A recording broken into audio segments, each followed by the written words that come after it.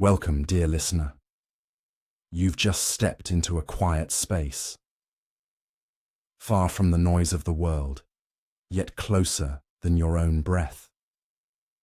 This is the empty boat, a floating lantern for your inner sky, a place where stories are not just told, but gently lived through the silence between each word. Tonight, I invite you to let go, not forever, just for now. Let go of the rush. Let go of the need to be anywhere else. Let go of the armor you wear, even if just for a moment you are safe here. Each story you're about to hear is like a single drop of rain falling into the stillness of your mind, soft, patient, and alive. These are not tales to entertain the mind, but to touch the places that rarely get touched. The quiet ache, the silent longing, the part of you that has been waiting to remember itself.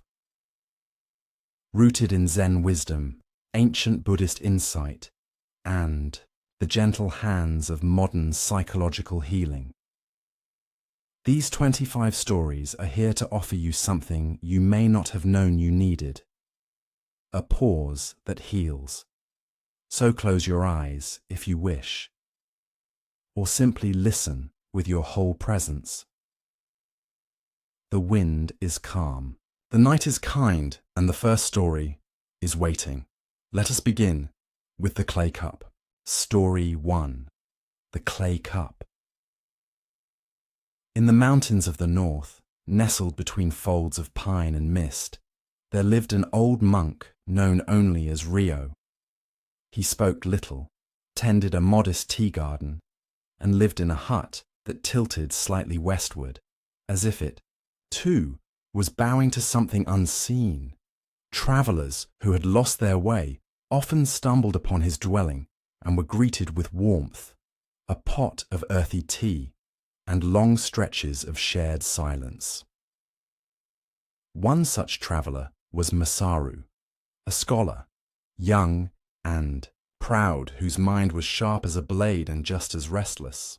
He had heard rumours of the silent monk on the mountain, one who held the key to clarity, perhaps even enlightenment.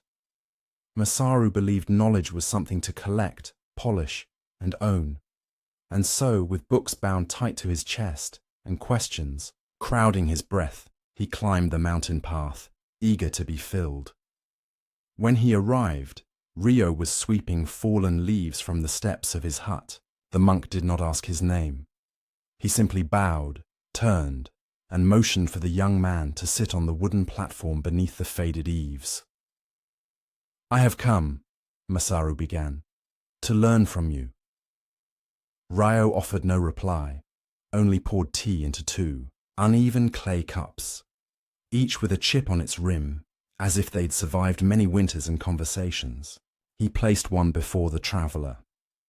"I have studied the sutras," Masaru continued, "the Upanishads, the Zen koans. I have debated the concept of emptiness and read the teachings of both Nagarjuna and the Abhidhamma. I know of the 12 Nidanas, the Skandhas, the Four Noble Truths, and the Eightfold Path. I meditate daily, visualize bodhisattvas, and..." Rio slowly began pouring tea into Masaru's cup. The scholar kept talking, unaware, until hot tea spilled over the edge and onto his robes. "Stop, you're overfilling it." Rio set the kettle down and looked into Masaru's eyes for the first time. "Like this cup," he said softly. "You are full." Masaru blinked, confused. "Full?" "Yes," the monk continued. "Full of opinions, full of concepts, full of the need to control, understand, possess. Until you empty yourself, there is no space for tea, no space for truth." There was silence. Not the awkward kind, but the heavy kind that falls when something inside a person begins to shift. Masaru looked down at the steaming cup. The tea was rich, simple, honest, unlike anything he had tasted in years. He did not speak for the rest of the afternoon. That evening, Masaru slept on the wooden floor of the hut, using his satchel of books as a pillow. But he did not open them. Something else had opened instead. Philosophical reflection. This old Zen story, perhaps familiar in form but ever renewing in meaning, is not about tea, nor about monks or mountains. It is about the grasping mind, our need to collect knowledge, experiences, identities, answers. We stuff our cups with self-definition. I am anxious. I am right. I must know. I must plan. The tighter we hold these identities, the less space we have to receive anything real. The monk paused not to scold, but to awaken. The overflow is not a mistake. It is a mirror. How many times in life do we approach a moment not to receive, but to add to our version of it, to confirm what we already believe? We listen not to understand, but to prepare a reply. We study not to be transformed, but to control uncertainty. We don't notice our cup is already full. Psychological reflection in modern therapy, we often speak of cognitive overload, the paralysis that comes from an overstimulated, overfilled mind. Anxiety thrives in such terrain. We try to manage it by adding more productivity hacks, more self-help books, more affirmations. But often, what we truly need is subtraction. Letting go of mental clutter is not a loss. It is a form of internal space-making, a clearing, like a forest path only visible when the underbrush is cut back. Masaru's need to control his own growth, to master truth through sheer accumulation, mirrors the modern struggle for certainty in an uncertain world. Yet the deepest wisdoms do not arrive when we tighten our grip. They arrive when we soften it. Closing. Meditation and reflection. Tonight, as you lie in your bed, ask yourself gently, what am I holding too tightly? Is it a belief about yourself? A need to control the future? A story about someone who hurt you? A definition of success that no longer nourishes you? Now picture a cup. Clay, imperfect but real. Imagine pouring out just a little, just enough to make room for breath, for stillness, for presence. As the Buddha once said, just as the ocean tastes of salt, the Dhamma tastes of freedom. But only if we are not already full of something else. Let your mind empty. Let your breath soften. Let the tea be poured again into a cup that is ready. And rest, dear traveller. The next story awaits. Story 2. The Silent Bell.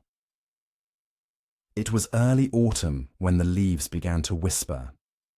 In a quiet temple nestled between a forest of red maples and golden ginkgo, there hung a great bronze bell.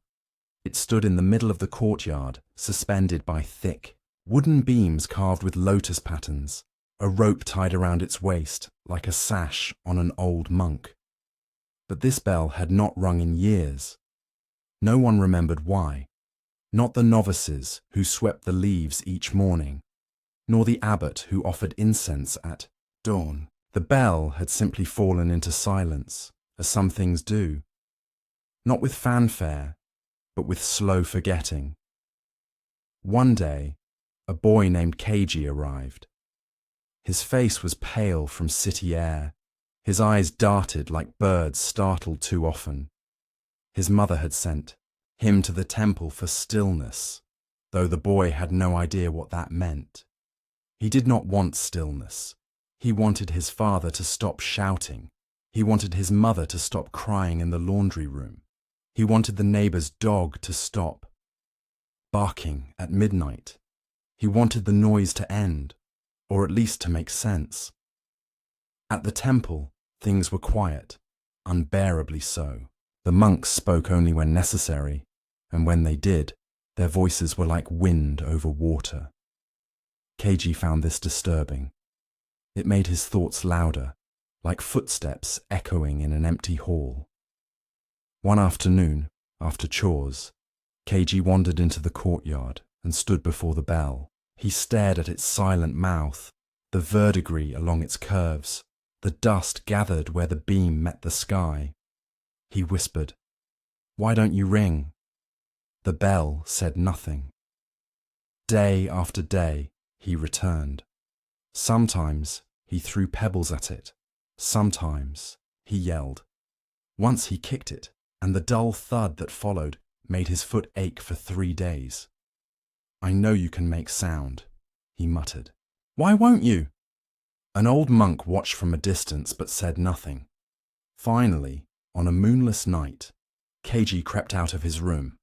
The wind was sharp and carried the scent of burning pine. He stood before the bell with a stick in his hand, small but firm, ready to strike. But just as he raised it, the old monk appeared beside him. "You wish to make it ring?" the monk asked gently. Keiji, startled, nodded. "I just want to hear something that makes sense. Something that feels real," the monk smiled, not with his mouth, but with his whole face. "Then listen closely," he said. He placed his hand on the bell, not to strike it, but to feel it. Then he bowed, slowly, and stepped back. Keiji frowned. "But it didn't ring," the monk replied. "Not all bells are meant to be struck. Some are meant to be heard in their silence." Keiji didn't understand. Not then. But he stopped trying to force the bell. And slowly, the silence around it began to change shape. He noticed how wind moved through the courtyard like a second language. How even silence had textures. The hush of falling leaves, the pause before a bird sang, the breath before a monk chanted. One morning, after many weeks, Keiji sat beside the bell in stillness, not waiting, not hoping, just being. And in that moment, the silence itself rang louder than any sound he had ever known. Philosophical reflection. The bell is a metaphor, not only for wisdom, but for ourselves. We long to be heard, to be understood. When the world is loud, we often shout louder, believing that only noise can cut through noise. But there is another kind of presence, the kind that doesn't come from sound, but from stillness, from being fully here without needing to explain. The silent bell teaches us this: not everything must react, not everything must respond. The deepest resonance may come not from what we say, but from what we embody in stillness. Psychological. Reflection in psychology, the tendency to react immediately, especially in emotional distress, is linked to what is called emotional reactivity. When we are triggered, the amygdala fires quickly, bypassing the rational brain. We yell, we panic, we strike, like Keiji with the bell. But mindfulness, the cultivated pause, allows us to observe rather than react. Just as the monk did not stop Keiji, but allowed him to arrive at his own quiet, so too must we learn to make space between impulse and action. Sometimes the most healing act is not a response, but a breath. Children, like Keiji, often reflect the emotional environments they grow up in. The chaos of a loud home becomes internalized noise, but when placed in a space of consistent stillness, even if uncomfortable at first, the nervous system begins to regulate. The child doesn't need answers. They need presence. We all do. Closing. Meditation and reflection. Tonight, I invite you to sit in silence, not to escape, but to listen, not for something dramatic, not for a bell, but for the subtle sounds you've stopped hearing. Feel your body, where it touches the earth. Notice the quiet between your thoughts. Rest in it, like Keiji resting beside the bell. Ask yourself, what have I been trying too hard to make ring? Let go of the stick, let go of the forcing, let the silence do the speaking. As the Buddha said, silence is an empty space. Space is the home of the awakened mind. Let your breath become that space. Let your night be a bell that no longer needs to sound. And sleep, dear listener, held not in noise, but in peace. Story 3. One breath more. There was a monk named Daisetsu who lived far from the city, in a weathered cottage perched above a narrow river gorge. The roof leaked in spring, and mice sometimes scurried across the floor at night. But he did not mind. He spent his days tending to a crooked vegetable garden, sweeping dry leaves into humble piles, and meditating beneath an old cedar tree whose roots had begun to crack the stone beneath it. He had lived this way for decades, almost forgotten by the world, except for the occasional seeker who managed to find him. One such seeker was a woman named Aya. She was in her 40s, though her face carried the weariness of someone older. Her father had died 3 months earlier, and with him, something in her had gone still. Since the funeral, she had suffered from spells of breathlessness, not physical, but emotional, a weight on her chest that came without warning. At night, she often lay in bed, afraid to sleep, afraid she might stop breathing, or worse, keep breathing, but without reason. Her therapist told her to try mindfulness. Her friend gave her books on grief. None of it touched the place that ached. So she climbed the mountains, found the cottage, and stood at the threshold like a child asking to be let in. Daisetsu opened the door. He did not ask why she had come. He simply stepped aside. That was the beginning. In the days that followed, he offered her little advice. He did not try to comfort her. Instead, he handed her a broom, showed her how to chop root vegetables, and taught her to sit, not for answers, but for awareness. They sat facing the river gorge. The current below whispered constantly, never stopping. Aya sometimes cried, as they sat. The monk never said a word. He simply breathed beside her, like the cedar tree, present, steady, alive. One morning, after weeks of this, Daisetsu said, "Let's take a walk." They walked along a narrow path, lined with red berries and crickets. The monk carried a small bell in one hand. After a while, Aya spoke. "I'm afraid of dying." Daisetsu nodded. "So am I." She stopped, surprised. "You? But you live so peacefully." "Peace is not the absence of fear," he said. "It is the willingness to meet it without flinching." They continued walking. Then he said, "When fear comes, just breathe one breath more." Aya frowned. "What do you mean?" He stopped and turned to her. "When the panic rises, and it will, don't try to push it away. Don't run from it. Don't feed it. Just stay and breathe. One breath more than the fear expects you to." She said nothing.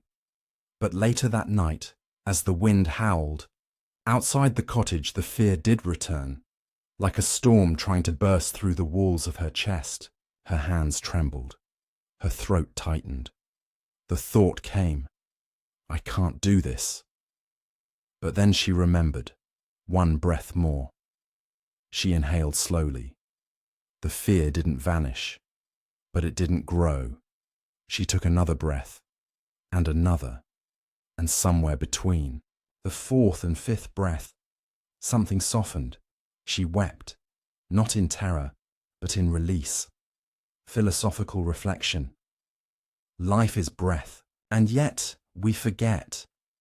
The Buddha once said, "Breathing in, I calm my body. Breathing out, I smile." Simple, profound, endlessly ignored. We live as if we are owed the next breath, as if we can plan the future while skipping the present. But suffering often intensifies when we resist what is, and nowhere is that more true than in fear. Fear of death, loss, endings. Daisetsu's teaching is not about defeating fear. It is about staying, remaining. One breath longer than our conditioning tells us we can. In that breath, something shifts. Not because the danger disappears, but because we no longer abandon ourselves in the face of it. Psychological reflection in trauma therapy. This moment is known, the threshold of reactivity.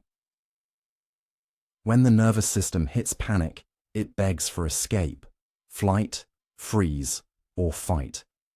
Most people do not choose. They react.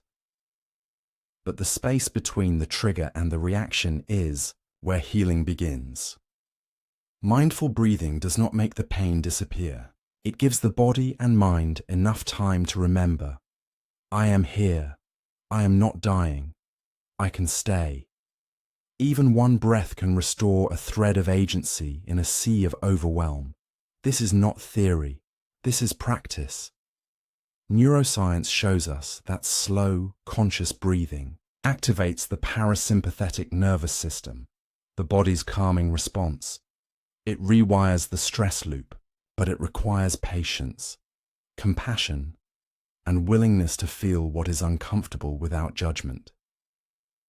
Aya's story is the story of so many who grieve, the breath that feels stuck, the body that doesn't trust the world anymore. But one breath, more, is always possible. And with it, healing begins. Closing. Meditation and reflection. Tonight, as you lie in bed, perhaps with tension in your chest or thoughts you cannot slow, place a hand gently on your belly and breathe. Don't try to relax. Just breathe. Feel the inhale. Feel the exhale. And if fear whispers, you won't make it through, answer not with words, but with a breath, one breath more. Ask yourself gently, what if I stay just a little longer with what is?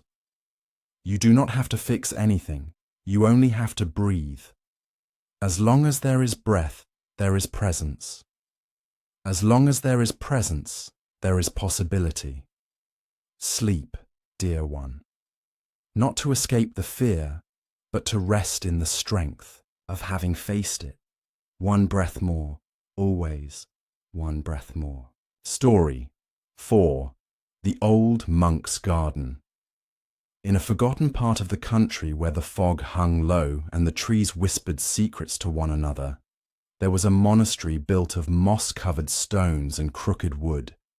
The seasons there moved slowly, like an old man walking with a cane, and time felt less like a line and more like a spiral. Visitors came and went, leaving behind coins, incense, prayers, and questions. But most never ventured past the stone gate. Beyond that gate, through a wooden archway warped with age, lay a hidden garden. It was not beautiful in the usual sense. The paths were uneven. The weeds grew freely among the vegetables. Some stones were cracked. The small pond was choked with lotus roots that bloomed unevenly, sometimes not at all. But the garden was deeply alive. It hummed with a quiet dignity, a kind of stillness that refused to be polished. The garden belonged to a monk named June. No one quite remembered how old he was. His eyebrows had grown long enough to touch his cheekbones, and his back was permanently bent as if he were bowing to life itself. June didn't teach lectures or write books. He tended to radishes and listened to wind. Yet many believed he held the deepest understanding of suffering, not because he talked about it, but because he carried it the way the garden carried the rain, gently, without resistance. One day, a young woman named Hannah arrived. She was thin, pale, her hands clutched into fists even when resting. She did not weep, but everything about her seemed brittle, as if sorrow had dried her from the inside out. June saw her from across the yard and nodded toward the gate. She followed him without question. He led her to the garden. They did not speak.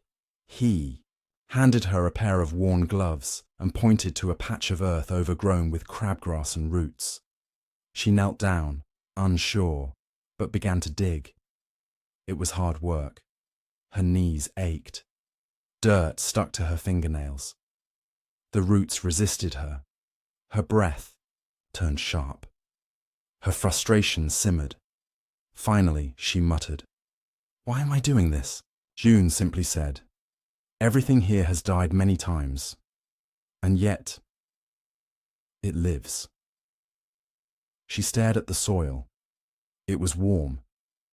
The days turned into weeks. She kept coming. The garden changed, and so did she. Slowly, unceremoniously, as if something inside her began to breathe again. When it rained, she still dug. When it was hot, she watered. The garden asked nothing of her, only that she show up. In return, it gave her a rhythm, a silence that accepted even her darkest thoughts without judgment. One day, she found herself humming. She didn't remember the tune. It came from somewhere deeper than memory. June was pruning plum branches nearby. She turned to him. "I haven't smiled in over a year," she said softly. "Why now?" The monk looked at her with eyes like old rivers and replied, "Because the garden doesn't demand that you be healed. It simply lets you grow." Philosophical. Reflection pain often resists words. It sits heavy in the bones, buried deeper than what speech can reach. When the heart is broken, advice becomes noise, and even the most loving of voices can feel like echoes in a vast empty hall. In such times, healing does not come from understanding, but from being with. The garden is not a metaphor. It is a living truth. It does not ask you to move on or to stay strong. It does not measure your progress. It offers presence, unhurried, unpolished, imperfect, like life itself. As the Buddha taught, with our thoughts, we make the world. But before thought, there is earth. Before healing, there is holding. The garden holds. Psychological. Reflection modern trauma therapy increasingly acknowledges the role of the body in healing, not just the mind. Somatic practices, grounding exercises, even horticultural therapy reveal a profound truth. When we engage with the world through our senses, we reclaim a piece of ourselves. Grief, depression, and emotional shutdown often cut off our felt sense of the world. Everything becomes grey. Movement becomes meaningless. But working with soil, with water, with small acts of care, these allow the nervous system to reorient to safety and rhythm. The garden gives no orders, no deadlines. It mirrors what trauma survivors need most, a space where nothing is expected and everything is welcome. In that space, growth happens, not as recovery, but as remembering how to live. Closing. Meditation and reflection. Tonight, picture a small garden, your own inner earth. It may be overgrown, neglected, or barren. That's okay. Breathe into it anyway. Feel the breath enter like rain. Feel the stillness soften the soil. No need to plant anything yet. Just be there and ask yourself, can I allow myself to grow without demanding healing? You are not broken.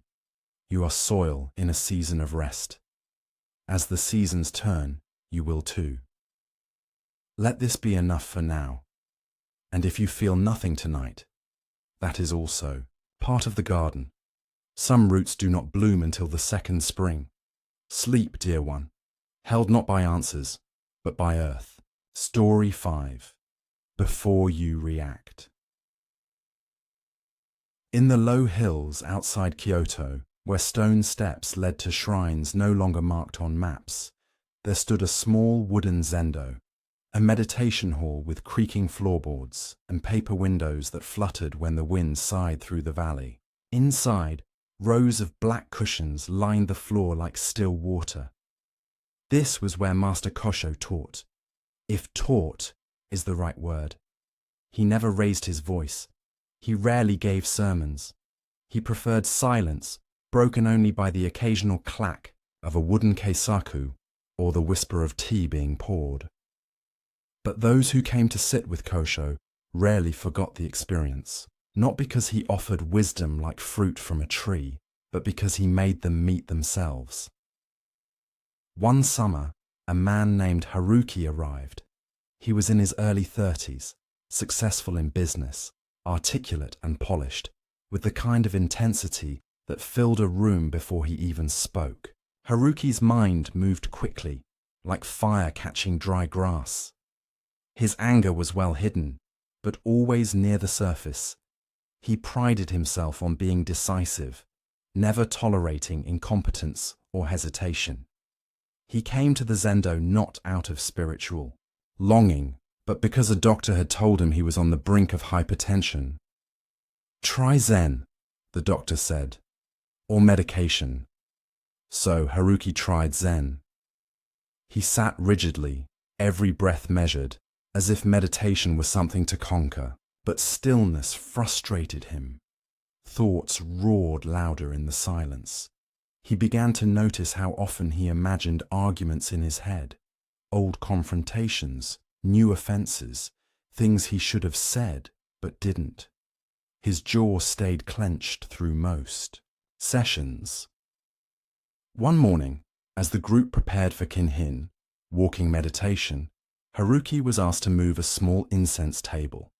He grunted, lifted it, and by accident knocked over a small ceramic bowl used for offering water. It shattered across the floor. The room froze.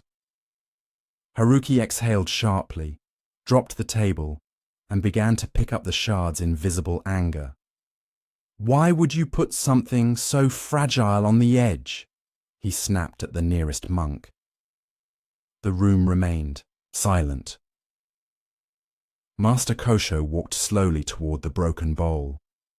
He bent down, not to speak, but to pick up one tiny shard which he held between thumb and forefinger.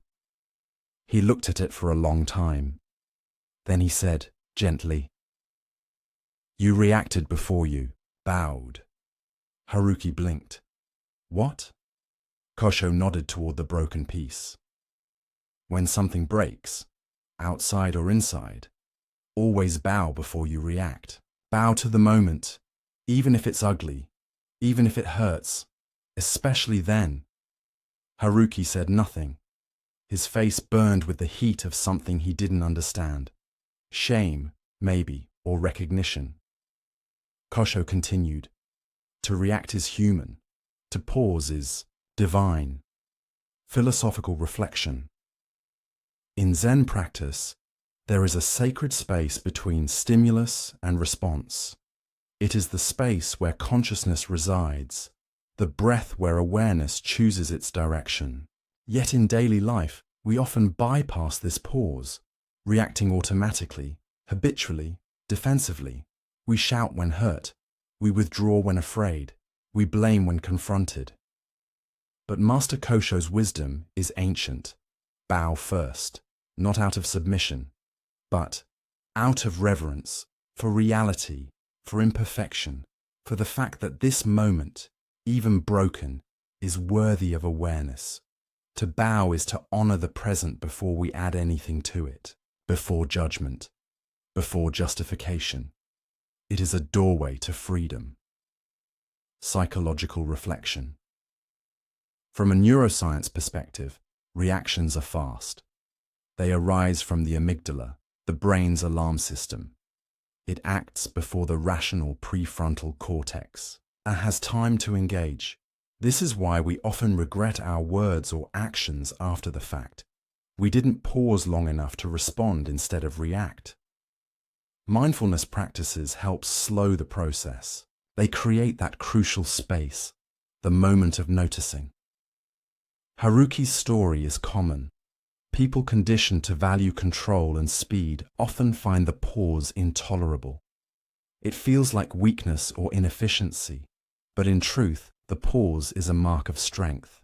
It takes discipline to hold the tension between impulse and response. It takes humility to bow.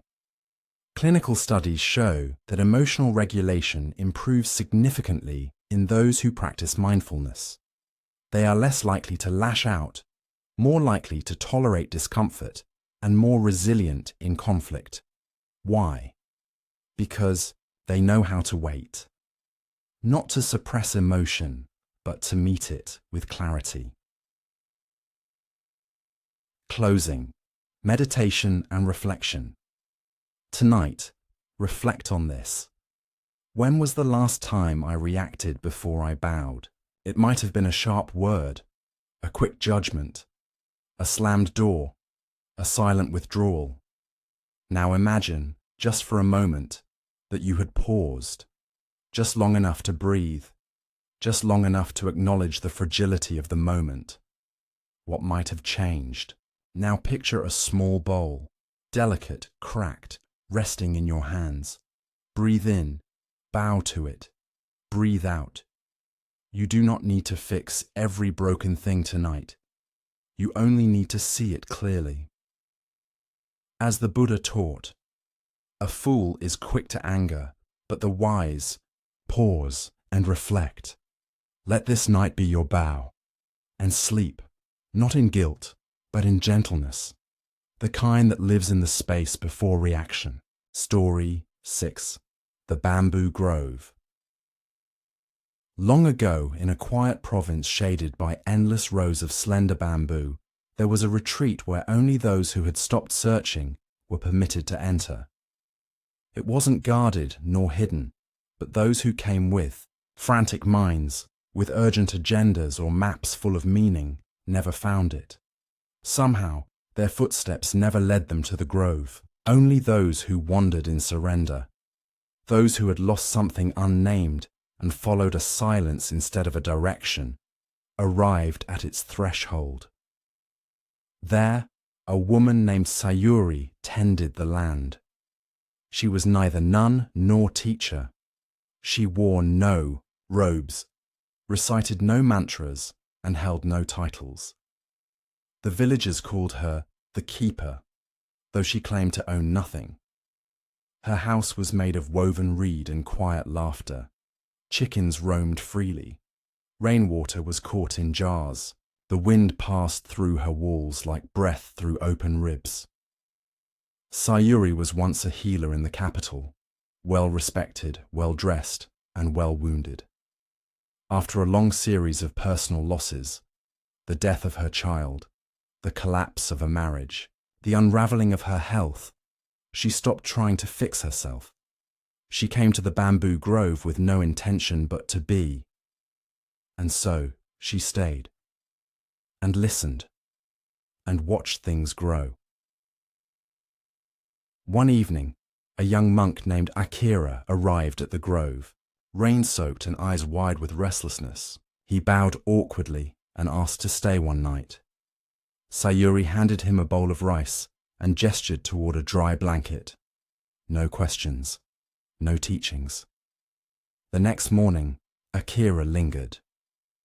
"May I ask you something?" he said. Sayuri looked up from the onions she was chopping. "You may." "How do you live with so much uncertainty?" he asked. "No schedule, no structure, no plan. Doesn't that terrify you?" Sayuri smiled. "Only when I try to make it otherwise." Akira frowned. "But don't you want to know what happens next? To prepare?" Sayuri wiped her hands, walked outside, and beckoned him to follow. They stood beneath a tall cluster of bamboo, swaying gently with the morning breeze. She touched one of the stalks. "Do you see this bamboo?" she asked. "It grows hollow. It bends with every wind. It does not fight the rain, nor demand the sun come faster. It grows when it's time. It waits when it must. It is empty, but never lost." Akira stared at the green columns. They swayed, whispered, sighed. Sayuri turned to him. "We suffer not because life is uncertain. We suffer because we demand it to be certain." Philosophical reflection. Sayuri's bamboo is more than metaphor. It is the very body of Zen. To be alive is to be uncertain. To breathe is to live with risk. The illusion of control comforts the mind, but cages the heart. The bamboo teaches the way of non-resistance, a path that flows not by will, but by trust. Zen is not about removing unpredictability. It's about becoming spacious enough to let unpredictability pass through you, like wind through bamboo. As the Buddha said, all conditioned things are impermanent. Strive on with diligence, but not with panic, with presence. The bamboo does not know where the next breeze will come from, but it bows gracefully anyway. Psychological reflection. Uncertainty is one of the greatest stressors in the modern world. Our brains crave predictability. The unknown triggers the amygdala, producing anxiety and hypervigilance. We look for patterns, control outcomes, and anticipate disaster in the name of safety. But psychological resilience is not born from perfect planning. It's born from flexibility. Those who can tolerate ambiguity, who can say, "I don't know" without collapsing, are often the most grounded. This is not passivity, but a radical kind of confidence. The confidence to remain open when closure is unavailable. Sayuri's choice to live without rigid structure reflects a powerful therapeutic principle. Safety does not come from control. It comes from connection to breath, to earth, to rhythm, to life as it is. Learning to be with the unknown without fleeing it or forcing it is a gateway to profound healing. Closing. Meditation and reflection. Tonight, close your eyes and imagine a grove of bamboo. You walk through it.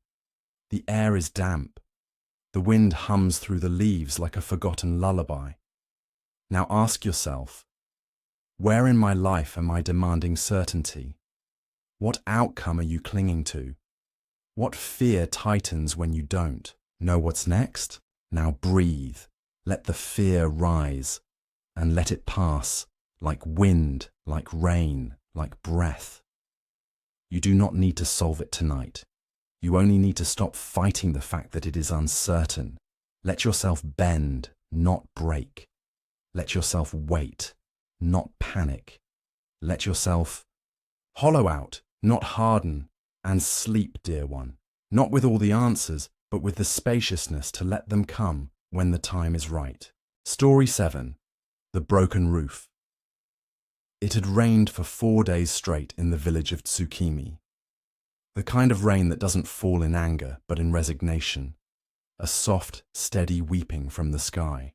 It blurred the mountain edges. It silenced the roosters. It crept into the bones of the old and made the children restless. Roofs leaked. Buckets were placed beneath ceiling beams, like offerings to some moody sky god. In one such house, near the outskirts of the village, a man named Genji sat beside a small fire, staring at the ceiling. Drip, drip, drip. The water had found a weak point in the roof, a slow betrayal that had gone unnoticed for years, until now. Genji had patched it before, with tar and cloth, but it always found its way back. A quiet, stubborn persistence, like grief or memory. Genji lived alone. His wife had passed 4 years earlier, and since then he had grown distant from both, neighbours and time. Days passed without speaking. He worked the garden, fetched water, and cooked rice with methodical precision, but something inside him had curled up, like a fern that sensed a storm before it arrived. And now, the roof. He should have been frustrated, but instead, as he watched the water drip into the old ceramic bowl beneath it, he felt something stranger, relief, as if the world had finally matched the weather inside him. That afternoon, someone knocked on the door. A rare thing, it was an elderly monk, cloaked in straw and silence. "I'm passing through," he said, bowing. "The storm has slowed me. May I sit by your fire for a while?" Genji nodded and let him in. They shared tea in silence. After some time, the monk looked up at the dripping ceiling. "You have a leak," he said. Genji gave a faint smile. "It's been leaking for years." "Why not fix it?" Genji's voice was quiet. "Because some part of me needs it to leak." The monk nodded slowly, as if he understood more than the words alone. "You live here alone?" he asked. "I do." The monk leaned forward. "And does the house listen?" Genji blinked. "The house?" "Yes. Does it hear your silence? Or echo it?" The question struck something soft in him, something he hadn't known was still alive. "I think it mourns with me." The monk stood, walked over to the bowl collecting water, and gently tipped it over. The spill crept across the floorboards like an offering returned to the earth. He turned to Genji. "Even morning needs a window to the sky. Let the rain in, but don't forget to look up." Philosophical reflection. There are times in life when even the brokenness becomes familiar. When our pain settles in like furniture, we no longer question. We walk around it. We build our days around the leak in the roof, the ache in the chest, the silence in the home. But Zen invites us to look again, to see the leak not as failure, but as a mirror, a message, an invitation. The broken roof teaches impermanence. The water teaches persistence. And the bowl beneath it, that's us, holding what drips from a world we cannot control. But perhaps the point is not to collect sorrow endlessly. Perhaps the point is to let some of it spill. As the Buddha taught, those who cling to sorrow thinking it theirs are bound. Those who release it, even as it falls, are free. Psychological reflection. Grief often disguises itself as stillness. In trauma or loss, the nervous system may freeze, not in laziness or numbness, but as a protective response. We become like Genji, functioning, surviving, but uninhabited. The broken roof becomes a metaphor for unprocessed sorrow. We patch, distract, adapt, but the drip remains, and over time, it shapes how we live. Therapists call this complicated grief, when sadness no longer flows but stagnates, when the mourner becomes the grief. But healing does not always come through repair. Sometimes it comes through allowing ourselves to acknowledge what leaks, to sit beside it without needing to fix it immediately. The monk's gesture, tipping the bowl, is symbolic. Not everything must be held. Some sorrows must be let go, not by force, but by gravity. Even our sadness deserves a breath of air. Closing. Meditation and reflection. Tonight, as you lie beneath your own invisible roof, ask gently, what am I collecting that I could let spill? Picture a bowl beside you, smooth, ceramic, holding drops of your old pain, regrets, words unsaid, moments you replay. Now imagine tipping the bowl, not to destroy, not to erase, but to free. Let the sorrow meet the floor. Let it be absorbed by the earth that has always known how to hold what we drop, and breathe. You are not broken. You are a house that has weathered many storms. Some leaks are reminders that you're still here. Sleep now, dear one, not in spite of the rain, but because you have made peace with its rhythm. Story 8. The Hungry Ghost. In the back alley of an ancient temple in Nagano, there was a mural. Faded with time, covered in cobwebs and soot, it was hardly noticeable unless one looked very closely. But for those who did, an image emerged, haunting and strange. It showed a ghostly figure, gaunt and hollow, with a belly swollen like a drum and a throat as thin as a needle. Its eyes were wide and endless, filled with craving. This was not a monster meant to frighten. It was a mirror, a reflection of a truth older than the temple itself. The monks called it Preta, the hungry ghost. It was not meant to be taken literally, or perhaps it was. When Nao first arrived at the temple, he was not looking for metaphors. He had burned out in the corporate world, the kind of burnout that leaves the body standing, but the soul sitting quietly somewhere behind the eyes. He had chased every version of success, money, praise, position, influence, and he had caught all of them, only to find they dissolved in his hands like breath on a mirror. He came to the temple not as a believer, but as a last resort. He ate the rice they gave him. He sat in silence. He pretended to meditate, but inside, the craving raged. He wanted answers. He wanted peace. He wanted to feel something. One night, after evening chanting, he wandered behind the incense hall and stumbled upon the mural. The ghost stared at him.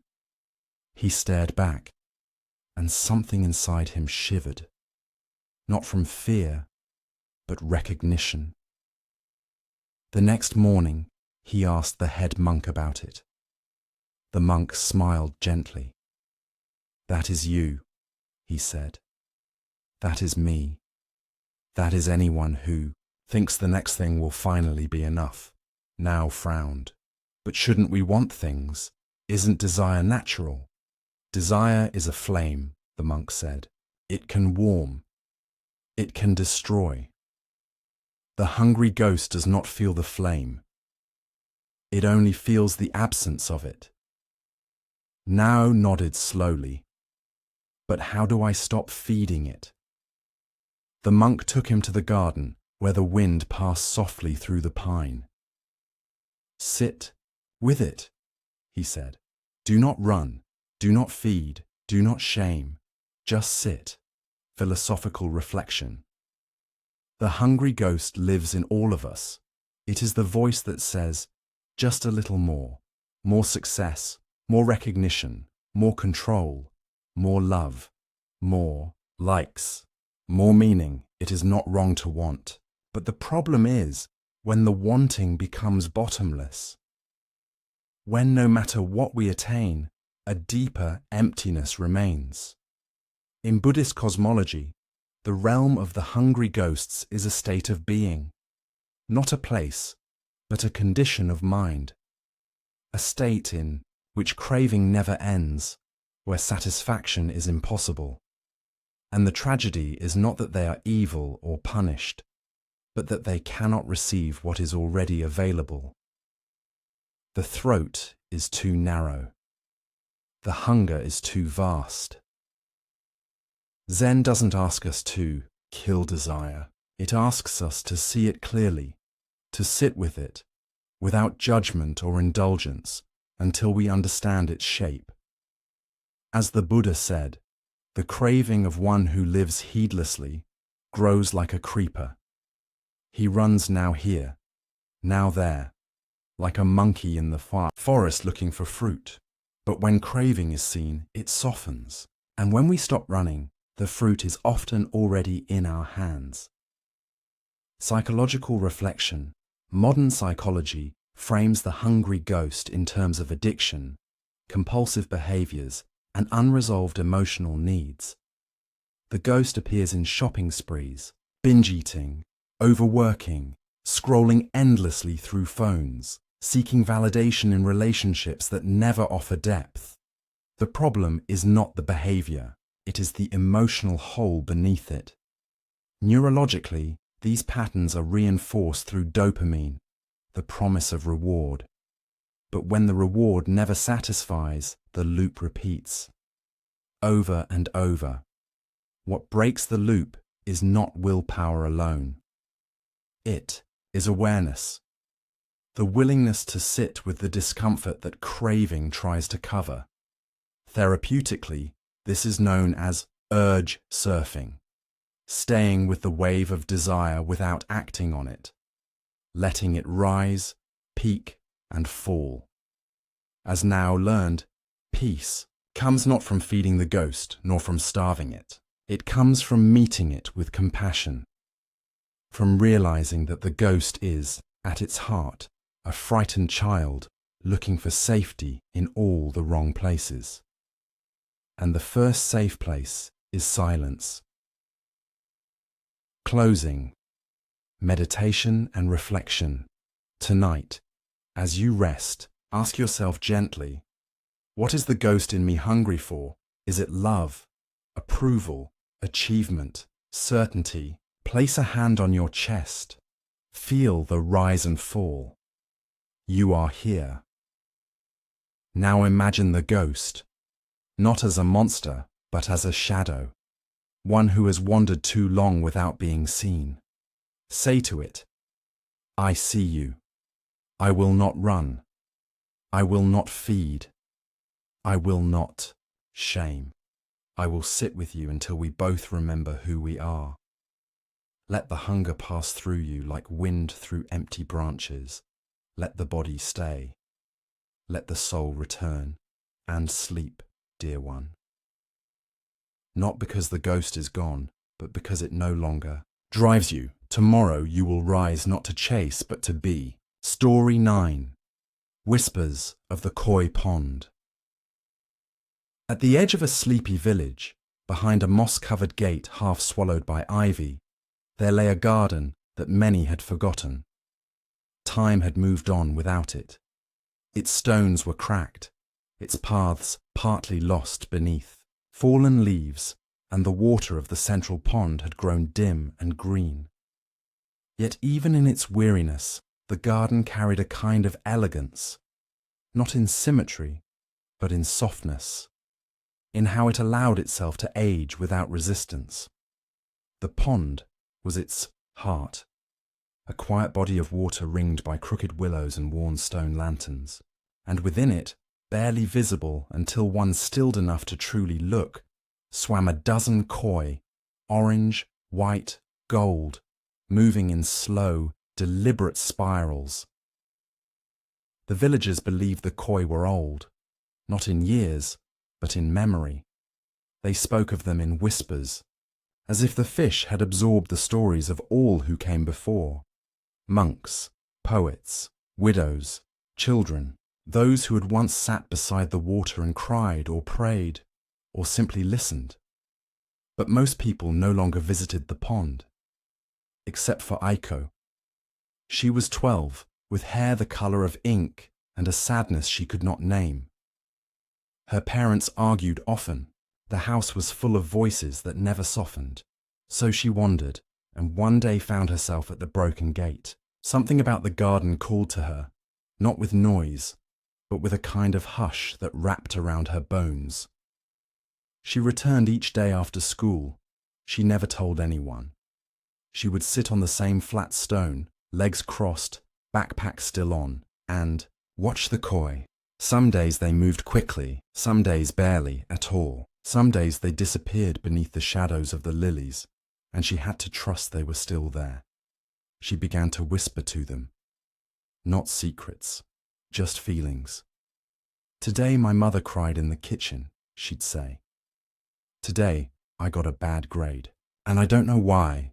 Sometimes I think I'm invisible. The koi never answered, but they never left either. One afternoon, as she sat watching them circle, a leaf dropped from the willow and floated across the surface. The koi scattered, except for one, a pale golden one with a red dot on its head. It rose slowly, nudged the leaf once with its nose, then turned and vanished into the depths. Aiko smiled. "You're listening," she whispered. "Philosophical reflection. There is a kind of healing that comes not from solutions, but from stillness, from being in the presence of something that does not judge, correct, or interrupt." The koi did not offer Aiko advice. They offered presence, undemanding, enduring, and whole. Zen teaches that true listening is an act of compassion, not just with our ears, but with our whole being. In a world where most people wait to speak rather than seek to understand, to listen becomes a sacred practice. The koi are a metaphor, and not. They are the mind when it is still, the soul when it is quiet, the space in which pain can float, without sinking, as the Buddha once said. Better than 1,000 hollow words is one word that brings peace, but sometimes even that one word is not needed. Sometimes peace arrives when there is no need for words at all. Psychological reflection. Modern therapy often centers on active listening, a skill that involves full attention, presence, and non-reactivity. But beyond technique lies something deeper, the felt sense of being received. For children like Aiko, emotional attunement, the experience of being seen without being fixed, is critical. Without it, the nervous system remains in alert mode, constantly searching for safety. The koi pond became her safe place, not because it solved anything, but because it allowed her to be. The same applies to us. When we feel overwhelmed, anxious, or unseen, the mind seeks not always answers, but a field to rest in. A space where nothing is required, only being in. Trauma-informed therapy. This is known as co-regulation, where the presence of something calm, a person, a pet, even nature, helps the nervous system re-establish balance. The koi offered Aiko this gift. We too can become koi to one another, mirrors of non-judging presence. Closing, meditation and reflection. Tonight before sleep, imagine your own koi pond, still, deep, quiet. Place all your thoughts on its surface, one by one, like leaves falling gently. Watch them float. Watch them shift. No need to hold them, no need to sink them. Now ask yourself, what would it be like to be listened to without interruption? What would it feel like to listen to myself that way? Let your breath be the ripples on the water. Let your body be the pond. Let your soul be the fish. Gliding slowly, patiently, beneath thought. There is nothing to fix tonight, only things to feel. Sleep now, not because everything is solved, but because you are no longer alone with it.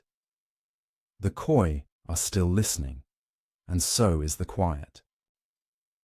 Story 10. No path home. High in the mountains where the clouds drifted low enough to touch, there stood a solitary hermitage, not quite a temple, not quite a hut. It had no nameplate, no shrine, and no doorbell. Just a slanted roof of pine wood, and walls the colour of river stones. If you were lucky enough to stumble upon it, you wouldn't know if it were abandoned or deeply alive. It belonged to a man named Tenma. But Tenma didn't claim ownership. "This place lives through me," he once told a traveller. "I'm just here long enough to sweep its floors." He had been many things before this: a writer, a soldier, a husband, a son, each role like a set of clothes worn until threadbare. But after losing his partner in a sudden illness and wandering aimlessly for years, he found his way to the mountains, not to escape life, but to meet it on different terms. He lived without mirrors, clocks, or calendars. His days moved like clouds, shapeless, drifting. He cooked simple meals, tended a small moss garden, and wrote poems that he never saved. When asked if he missed the world, he'd say, "I still live in it. I just don't wear it like armor." One autumn morning, as the fog thickened like breath on glass, a woman knocked on the wooden frame of the hermitage. She looked travel-worn, with dust on her boots and a haunted stillness in her eyes. "I think I'm lost," she said. Tenma tilted his head. "Good," he replied. "Only the lost can find anything worth keeping." She was quiet. "May I sit?" she asked. He gestured to a wooden bench by the window. No further invitation was needed. They sat in silence. The kettle whispered on the stove. Finally, she spoke. "I left everything behind. My job, my relationship, my city.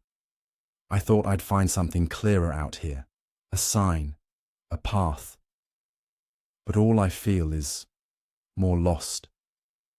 Tenma handed her a cup of tea. It was earthy and slightly bitter, like most truths. He said, "There is no path home, because home isn't a place. It's a moment when you stop searching for one." Philosophical reflection. In many spiritual traditions, the seeker sets off on a journey to find peace, truth, enlightenment, belonging. But Zen gently upends this myth.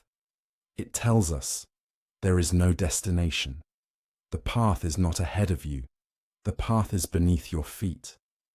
The woman's sense of being lost is not a failure. It is an awakening. To feel lost is to become aware that the maps we were handed no longer work. The coordinates of success, identity, and purpose fall away. What remains is emptiness, not as a void, but as space, possibility. The Buddha said, "Just as the great ocean has but one taste, the taste of salt, so too does the Dhamma have but one taste, the taste of freedom." But freedom is not a place we reach. It's the moment we stop running. To not know who you are, that is sacred ground. Psychological reflection. In psychology, we speak of identity foreclosure. When a person adopts a fixed sense of self too early or rigidly, often to meet external expectations, careers, roles, relationships become fused with worth. But life is fluid, and when these constructs collapse, a crisis often follows. Who am I now? This is not pathology. This is transformation. Tenma's story is about identity diffusion, a place of liminality, where the old self dissolves, but the new self has not yet emerged. It's disorienting. It can mimic depression, but with mindful support, it becomes a fertile space for authentic growth. Modern therapeutic models, such as narrative therapy and acceptance-based approaches, encourage clients not to rush through this phase, but to explore it. To learn how to sit with not knowing, to find peace not in resolution, but in presence. In this way, being lost is not failure. It is the moment the soul begins to write a new story, not dictated by old blueprints, but shaped by lived truth. Closing. Meditation and reflection tonight. Ask yourself gently, where am I trying too hard to find a way? What would happen if I stopped searching and started sitting? You are not behind. You are not late. You are not off track. You are simply in a place the mapmakers never drew. So, sit. Let your breath arrive, like a traveler who has finally stopped running. Let your thoughts pass like clouds over a still mountain. There is no need to find yourself tonight. You only need to be with the one who is here now. As Tenma said, home is not a place. It is the moment you stop needing to be somewhere else. Sleep now, not in certainty, but in soft unknowing. The kind that grows roots beneath your feet. Story 11. The Candle and the Wind. In a windswept village perched on the edge of the sea, where the gulls cried like distant children and the waves hummed lullabies to the cliffs, there lived a woman named Emmy. She was known for making candles. Thin ones, thick ones, twisted coils of beeswax and resin that flickered gently in every household for miles. People said her candles lasted longer than most. They burned slow, clean, and steady, even when the winds rose from the coast. Her shop was small, nestled between a weathered tea house and a shrine to forgotten gods. It smelled of honey and soot and old wood. Every morning, before she lit the fire beneath her melting pots, Emmy would place one candle on the altar behind the counter, a silent offering to all that was unseen. Few knew her story. Years ago, she had lost a daughter, the kind of loss that rips the body from time. The girl had died in her sleep quietly, without warning. Emmy never spoke of it. She simply kept making candles one after another, day after day, as if each wick she trimmed was a prayer she no longer had words for. One winter, a traveller came into her shop. He was cloaked in navy wool, with tired eyes and hands that trembled when he picked up a matchbox. "I can't sleep anymore," he said. "Not since the accident." Emmy nodded and handed him a candle, without asking more. "This one's for when the wind howls," she said. "Let it burn. Don't guard it." He hesitated. "But what if it blows out?" She met his eyes. "Then you light it again." Later that night, the man sat alone in his rented room, the candle flickering beside him on the windowsill. The wind pushed against the shutters, rattling them like bones in a dream. Twice, the flame died. Twice, he lit it again. By morning, he didn't feel healed, but he felt here. Philosophical reflection. Emmy's candle is not a cure. It is a companion. Life is wind and flame, movement and vulnerability. We are born into a world that cannot promise permanence. People die, love changes, homes are lost, yet still we light candles. Why? Because to light a candle is to say, this moment matters, even if it will pass. Zen does not deny suffering. It does not hide from impermanence. It bows to it. It leans in. And in that leaning, we find something astonishing, not control, but courage. The candle may go out. That is not failure. It is invitation to return, to begin again, to believe, even for one breath, that something fragile can still offer light. As the Buddha said, just as a lamp is not bright without oil, wisdom does not shine without the flame of attention. Attention is the matchstick. Presence is the wax. Psychological reflection. Grief often comes in waves, unpredictable, non-linear, full of memory and silence and unexpected gusts. Trauma therapists speak of windows of tolerance, the range in which a person can feel emotions without being overwhelmed.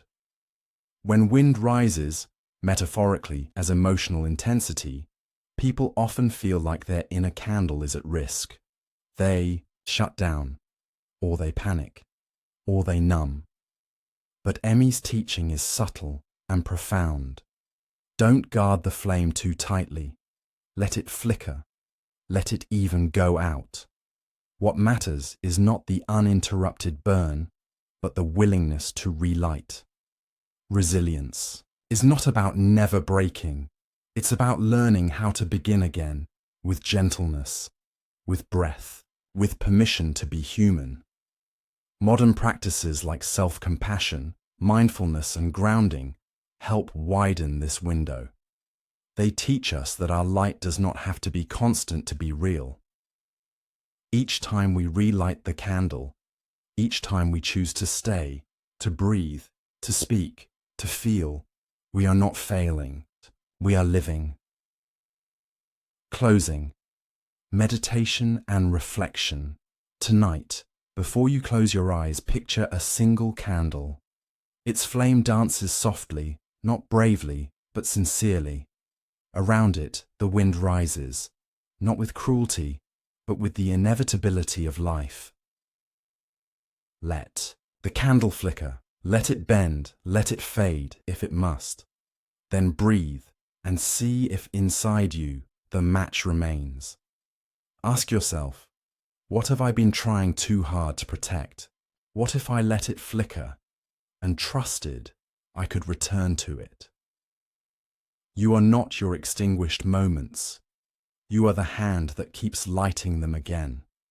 Sleep now, dear one, not in the hope that the wind will stop, but in the quiet knowing that even in darkness you carry fire. Story 12. Tea with the Stranger. In a quiet hamlet surrounded by fields of barley and the last remnants of ancient cedar forests, there was a small tea house that few outsiders knew existed. It had no name, no sign, no hours, just a wooden curtain, fluttering in the wind and the faint, persistent smell of roasted rice and jasmine. It was run by an old woman named Tomo. Locals called her the quiet pourer. She never asked questions. She never spoke unless spoken to.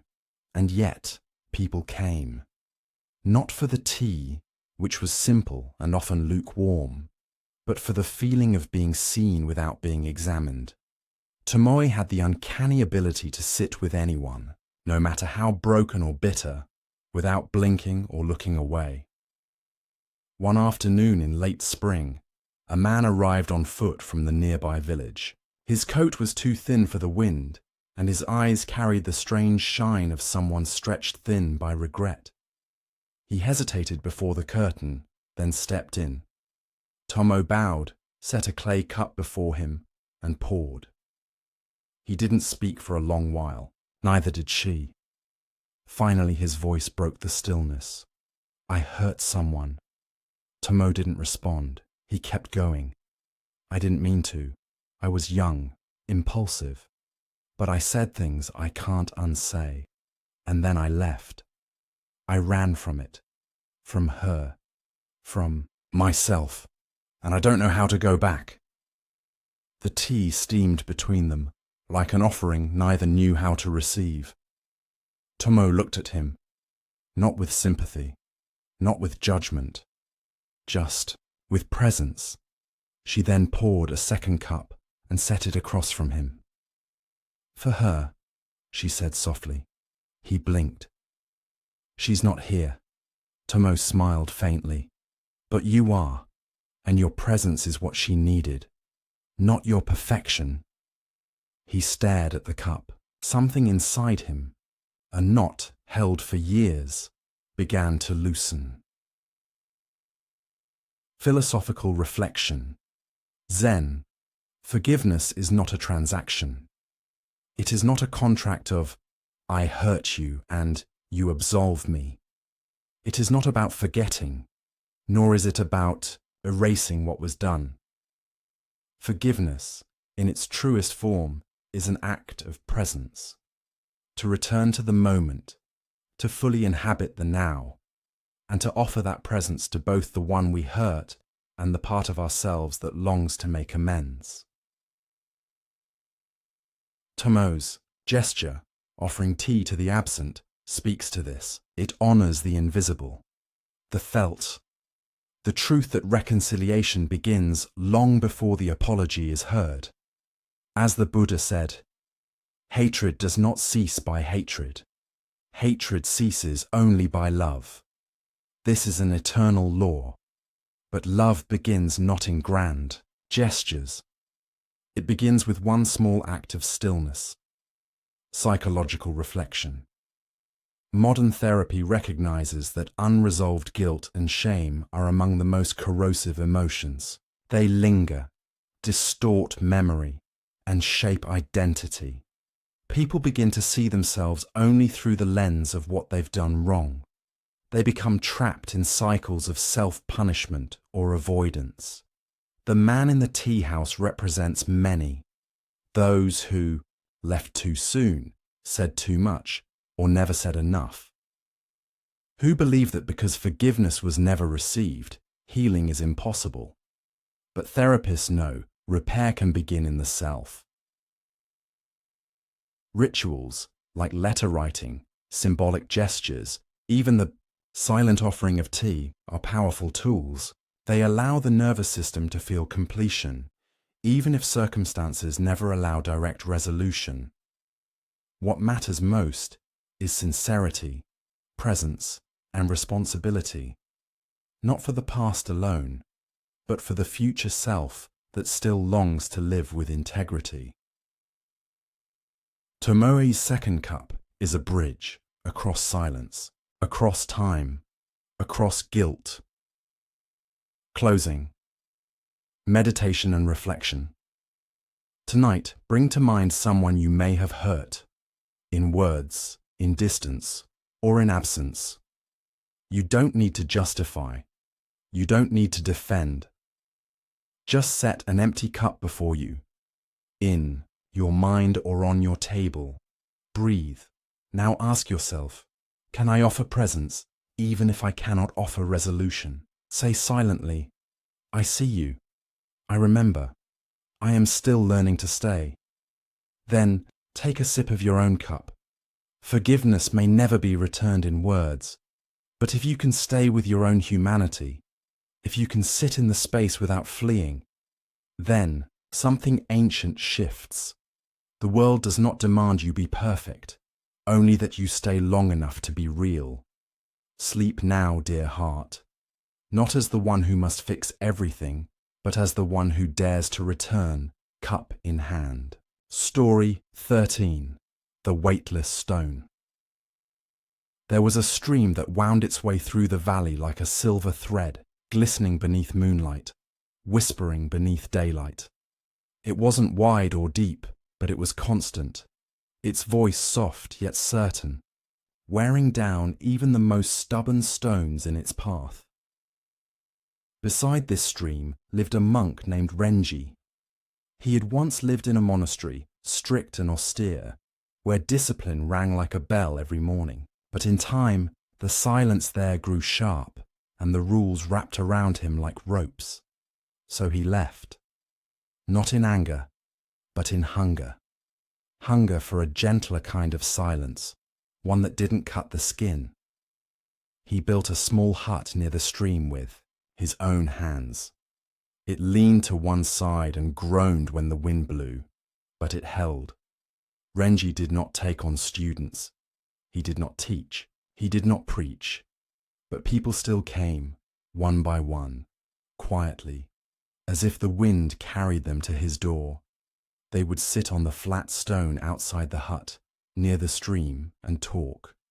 Not in sermons or sutras, just stories. Grief, mostly. Guilt, shame, loneliness, the usual burdens. Renji rarely replied. He just listened, and when the silence came, he would walk to the edge of the stream, pick up a stone, and hand it to them. Hold it, he would say, and carry it with you for one day. At sunset the next evening, they would return. Some held the stone with reverence. Some were angry at it. Some cried. Some said nothing. Renji would take the stone, return it to the stream, and nod. When asked, why, he would say, because we carry things we do not need, but we can't set them down until we know what they weigh. Philosophical reflection. Zen doesn't ask you to let go immediately. It does not rush your process or belittle your pain. Instead, it invites you to become intimate with it, to know its shape, its weight, its voice. The burdens we carry, memories, resentments, regrets, often linger, not because we want them, but because we've never truly seen them. They become background noise, unnoticed strain, assumptions worn so long they feel like skin. Renji's ritual is not about forgetting. It's about becoming conscious. To hold a stone is to acknowledge, I carry this. To carry it for a day is to feel, this has weight. And to set it down is not to discard it, but to realize, I have a choice. As the Buddha said, just as a man who carries a heavy load would rejoice in setting it down, so too does the one who lets go of clinging find ease. But first, we must feel the load. Psychological reflection in trauma-informed therapy, the concept of naming the burden is key. People often carry emotional weights, shame, guilt, childhood wounds, without even realizing it. These manifest as chronic tension, irritability, or emotional exhaustion. When asked what's wrong, they don't always have language, only symptoms. Renji's practice mimics a therapeutic tool, externalization. By placing emotion into a physical object, a stone, a drawing, a note, we give it form. Once it has form, it can be seen, held, and eventually released. This process of symbolically carrying, then choosing to set down, allows for somatic integration. The body understands the shift. The nervous system registers. This is safe to let go. Letting go is not a mental command. It is a felt transition, and it often begins with permission, not to drop the weight immediately, but to get to know it. Closing. Meditation and reflection tonight. Imagine a stone in your palm. What is it? A regret, a name you no longer speak, a wound you keep touching, hoping it might heal. Now breathe. Feel its weight. Let your shoulders sag just a little, not in defeat, but in honesty. Ask yourself, what have I been carrying for so long that I've forgotten I had the choice to set it down? There's no rush. You don't have to throw it away. But maybe for tonight, you place it gently on the nightstand.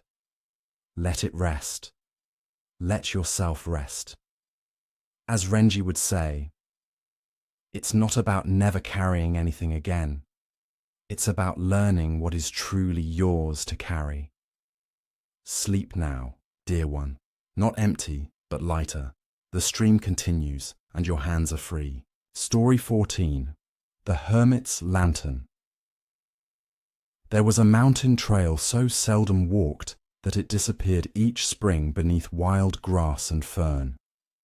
At its end, far beyond what even the locals dared to call familiar, stood a hut carved into the mountainside.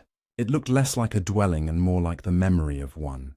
Crooked, sun-bleached, partly overtaken by moss. Inside lived a man named Cohen, though no one remembered if that was his birth name, or one he had given himself after the world no longer knew him.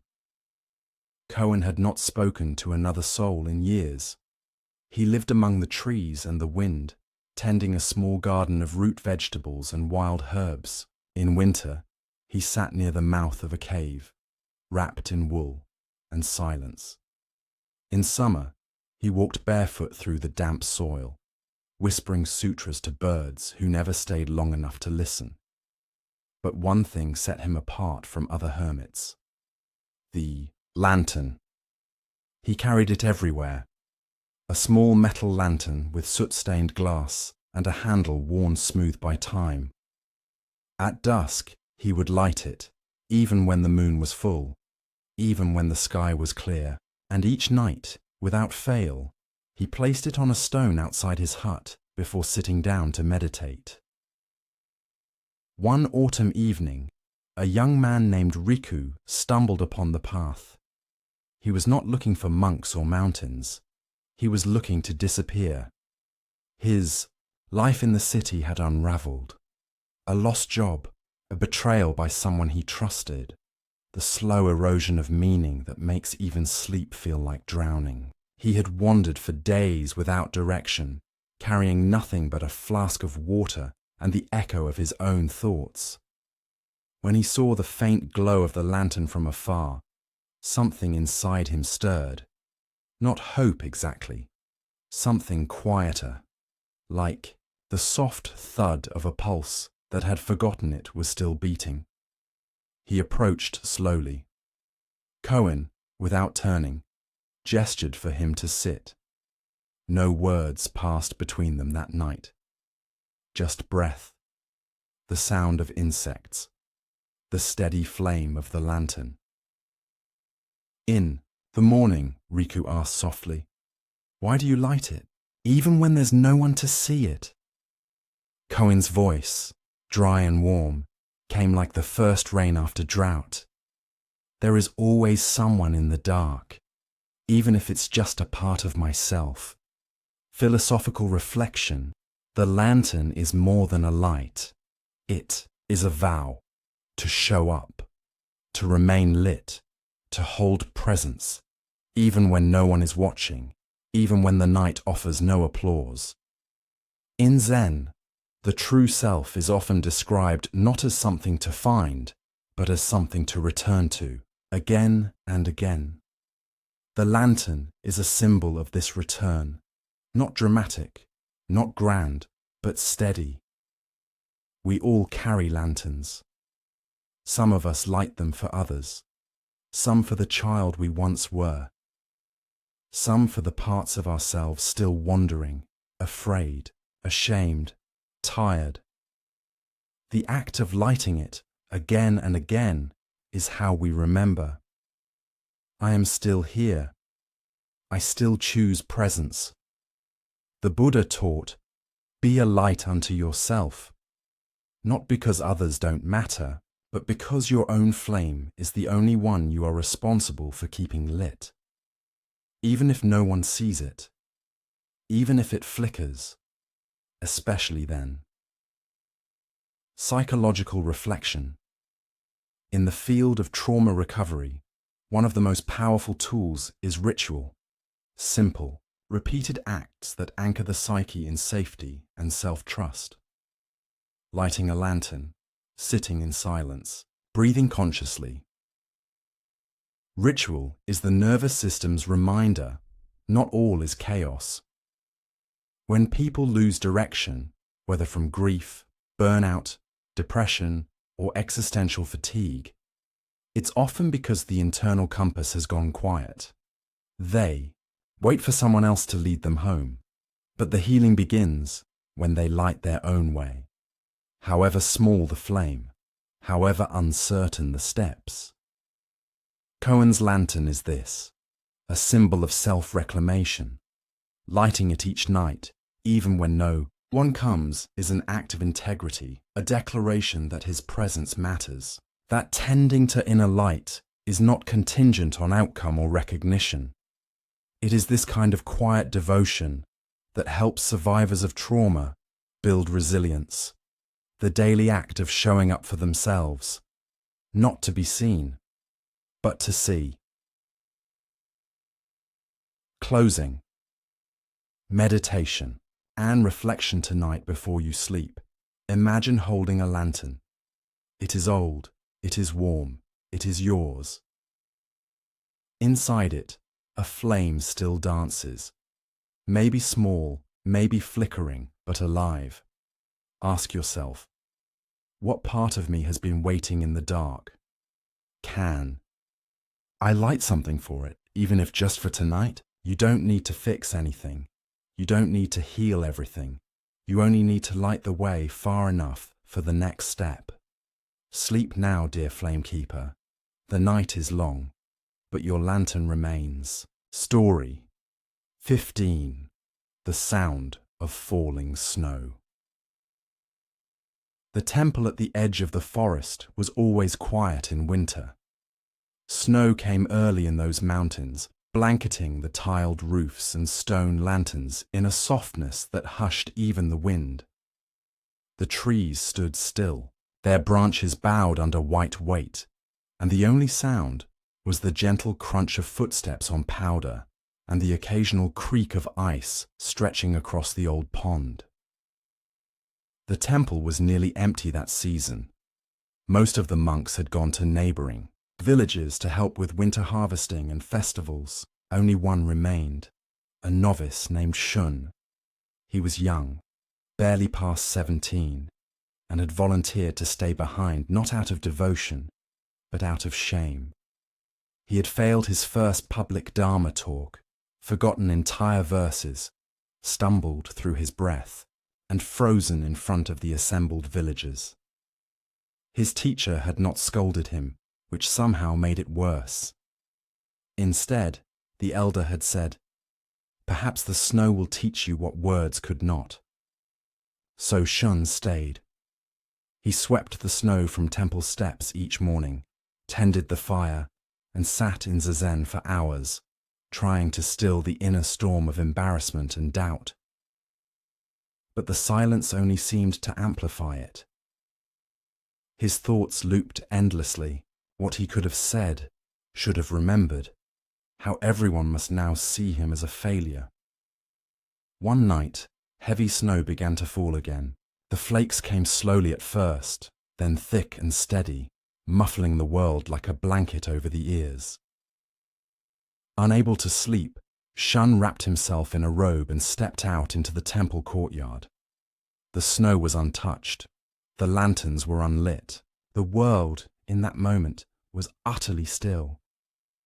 And then, a sound, so soft it could have been imagined, the sound of snow landing on snow.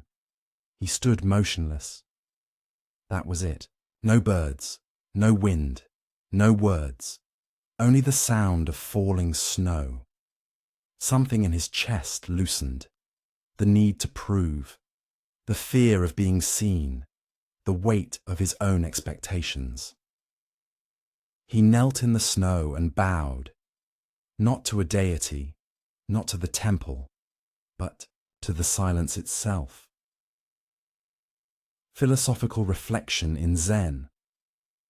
Silence is not the absence of sound. It is a kind of sound, one that speaks without language, teaches without form, and heals without instruction. The snow teaches Shun not by telling him he is enough, but by showing him that there is a place where performance, success, and failure dissolve. In that white stillness, there is no one to impress, only presence. The need to be good at meditation, at teaching, at being, is itself a form of noise. But the sound of falling snow, that is reality without ego, form without striving. The Buddha once said, "In the silence of meditation, all dharmas are revealed. Not because we discover more, but because we carry less."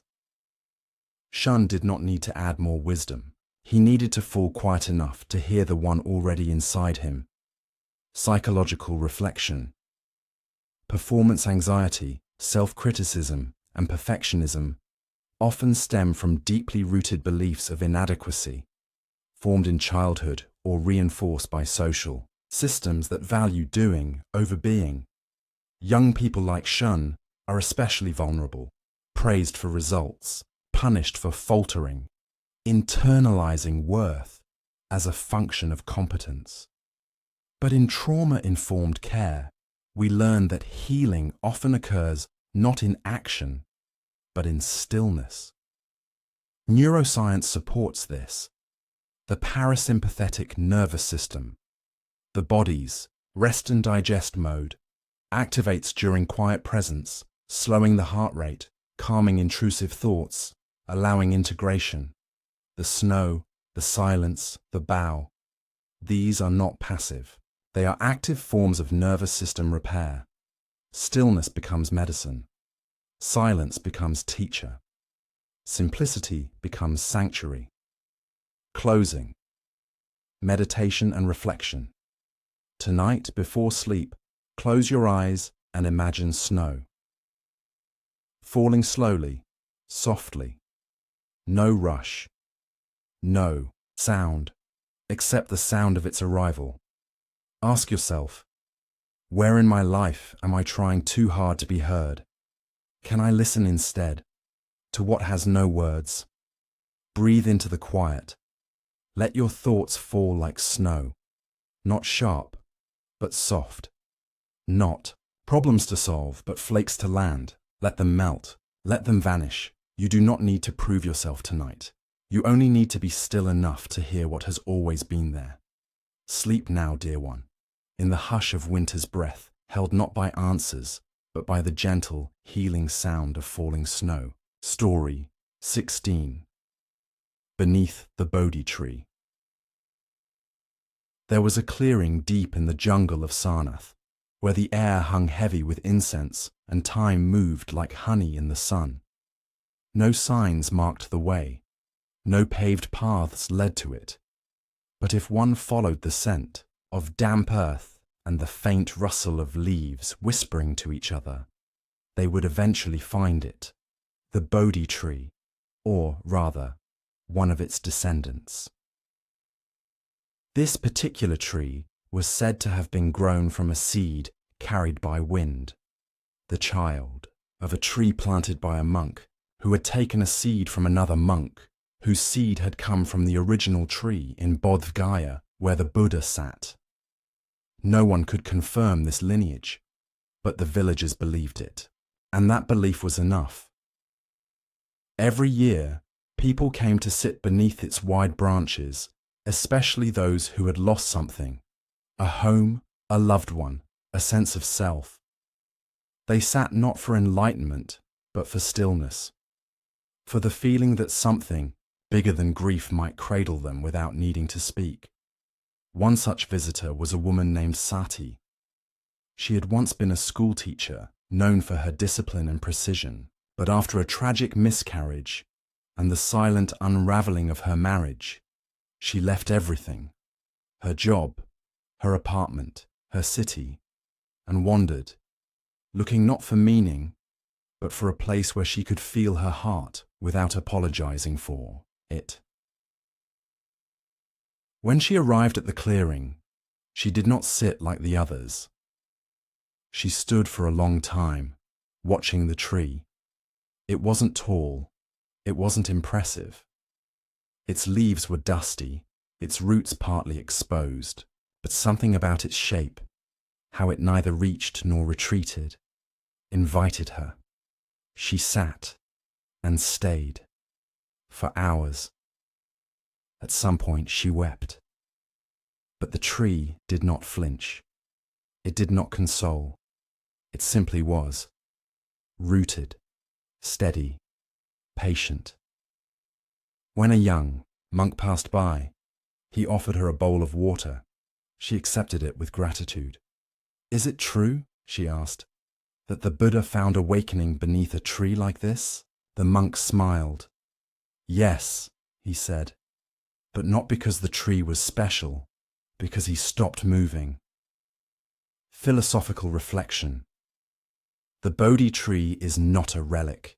It is not sacred because of its species or age. It is sacred because of what it witnessed, the stillness of a mind finally ready to stop running from itself. In the West, enlightenment is often imagined as a flash of insight, a grand vision, a cosmic answer. But in Zen, awakening is far quieter. It is the moment we sit long enough to see clearly, not what the world offers, but what we carry within it, the illusions we've wrapped around ourselves, the stories we've mistaken for truth. Sati did not find answers beneath the tree. She found space, and that space, to feel without fleeing, to sit without solving, is the beginning of awakening.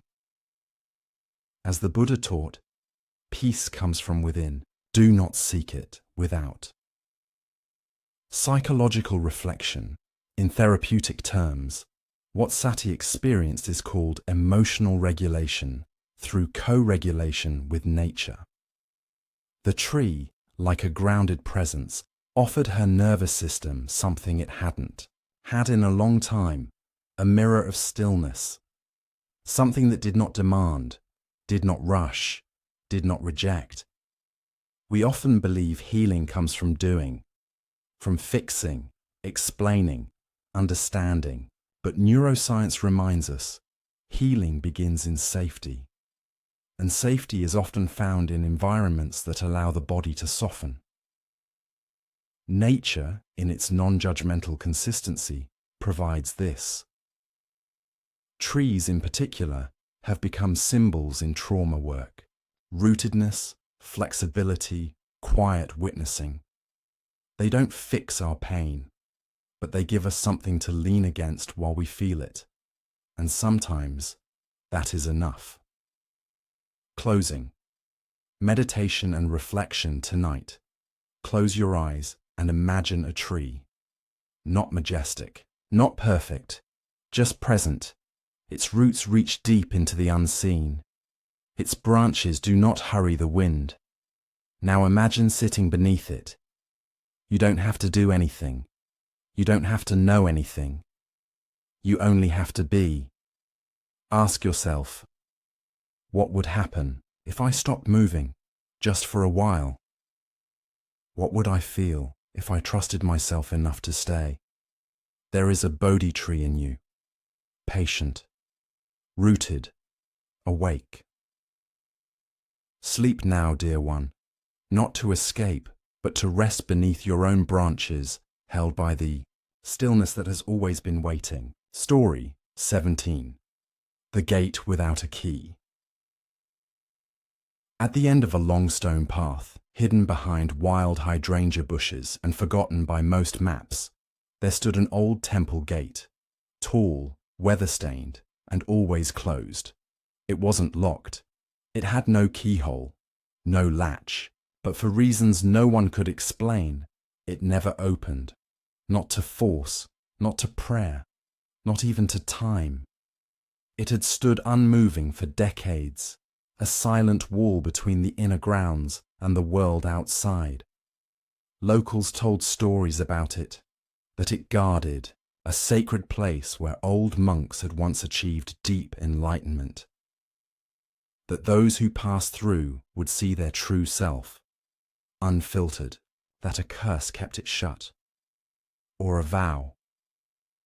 No one really knew, but people still came. They would sit before it, place offerings, whisper wishes through its cracks, and then leave, hoping something invisible had heard them. One autumn, a boy named Daiichi came to the gate. He was no older than 20, thin from more worry than hunger, with eyes that had seen too much for his age. His father had died of an illness that came swiftly and ended slowly. His mother had retreated into a silence that no longer resembled grief, but absence. Daiichi was left to carry too much. Bills, decisions, unspoken pain. He arrived not for spiritual insight, but because he had nowhere else to go. He sat in front of the gate for hours, not expecting it to open, but simply because it was the only place where no one asked anything of him. The wind rustled the leaves above. The gate said nothing. The next day, he returned, and the next. Each time, he brought something, not to offer, but to leave behind. A torn letter he never sent, a watch that no longer ticked, a photograph folded and faded, small relics of a life that had grown too heavy to carry all at once. One morning, as the mist clung to the earth like breath, Daiichi arrived and saw something different. The gate was open, not wide, not even fully, just enough to slip through sideways if one dared. He stepped forward, breath caught in his chest. But instead of walking through, he stopped. He sat and wept. Not because he feared what was beyond the gate, but because he no longer needed it to open. Philosophical reflection. The gate is not an obstacle, it is a mirror. It reflects our longing for entry, for answers, for resolution. We come to it hoping it will open and grant us something final: peace, clarity, transcendence. But in Zen, the greatest gates cannot be passed through with effort, only with surrender. Daiichi's transformation did not occur when the gate opened. It occurred when he no longer required it to, when he stopped pressing, performing, expecting, when he finally sat, not to gain, but to be. The Buddha taught, with the relinquishment of craving comes freedom.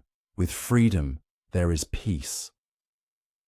Some gates are not meant to open, they are meant to show us that the thing we seek was never behind them. Psychological reflection. The gate represents a common psychological experience, the fixation on a symbolic breakthrough. I just need closure, if only they would forgive me. If I could get one more chance. We place our healing behind conditions, gates, that we don't control. And in doing so, we remain in a state of suspended becoming, waiting for something outside, ourselves to grant relief. But healing does not wait for the gate. It begins when we stop demanding that it open. Therapeutic models like acceptance and commitment. Therapy, ACT, speak of creative hopelessness. The moment when we realize our strategies for controlling pain no longer work. It is not despair. It is the first step into acceptance. Daiichi did not force the gate. He sat with it. He cried beside it, and in doing so, he reclaimed power from the narrative that kept him stuck. The gate opened, or maybe it didn't. What mattered is that he did. Closing. Meditation and reflection. Tonight, imagine standing before a gate. You've been waiting, hoping, knocking. Now breathe. Let your hand fall away from the wood. Let your shoulders drop. Let your body rest. Ask yourself, what gate have I been waiting to open before I allow myself to heal? Now, picture yourself sitting, right there. No urgency, no permission needed. The wind moves, the light shifts, you remain. You do not need to pass through to arrive. Sleep now, dear one, not because the gate has opened, but because you have found the courage to stay exactly where you are. Story 18. The Call of the Mountain. Far beyond the rice paddies and cedar groves, beyond even the winding roads that trace the backs of sleepy villages, rose a mountain shrouded in mist. It was not the tallest or the most treacherous, but those who climbed it often did so not with boots and packs, but with questions stitched quietly into their breath. Locals called it Yama Koe, the mountain that speaks. Not because it made sound, but because something in its silence felt strangely personal, intimate, as though the mountain wasn't towering over you, but listening from within you. Those who returned from its paths often said they had found nothing, and yet left with less confusion. One summer, a man named Ichiro arrived at its base.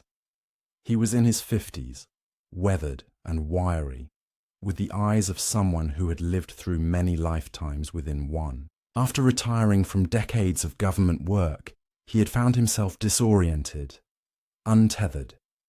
He had played his roles well: father, provider, citizen. But in the quiet of early retirement, a question bloomed like a weed. Who am I when no one needs me to be anything? So he packed lightly and walked toward the mountain, without telling anyone where he was going. He took the long route, not because it was scenic, but because he hoped the effort would distract him. It didn't. The further he climbed, the more his mind echoed.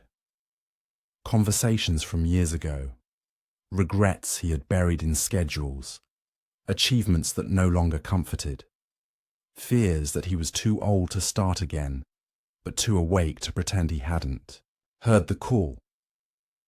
On the third day, the path narrowed to a ridge. There, nestled in a quiet saddle beneath the summit, was a shrine, simple, roofed with slate, walls weathered smooth by rain and prayer. Inside sat a statue of Kannon, the bodhisattva, of compassion, not grand, not ornate, just present. Ichiro knelt, not in reverence, but in exhaustion. He placed his hands on his thighs, closed his eyes and whispered, "I don't know who I am anymore." The mountain did not reply, but in the stillness, a deeper voice stirred, not from above, but from within. Then listen, stay until you remember.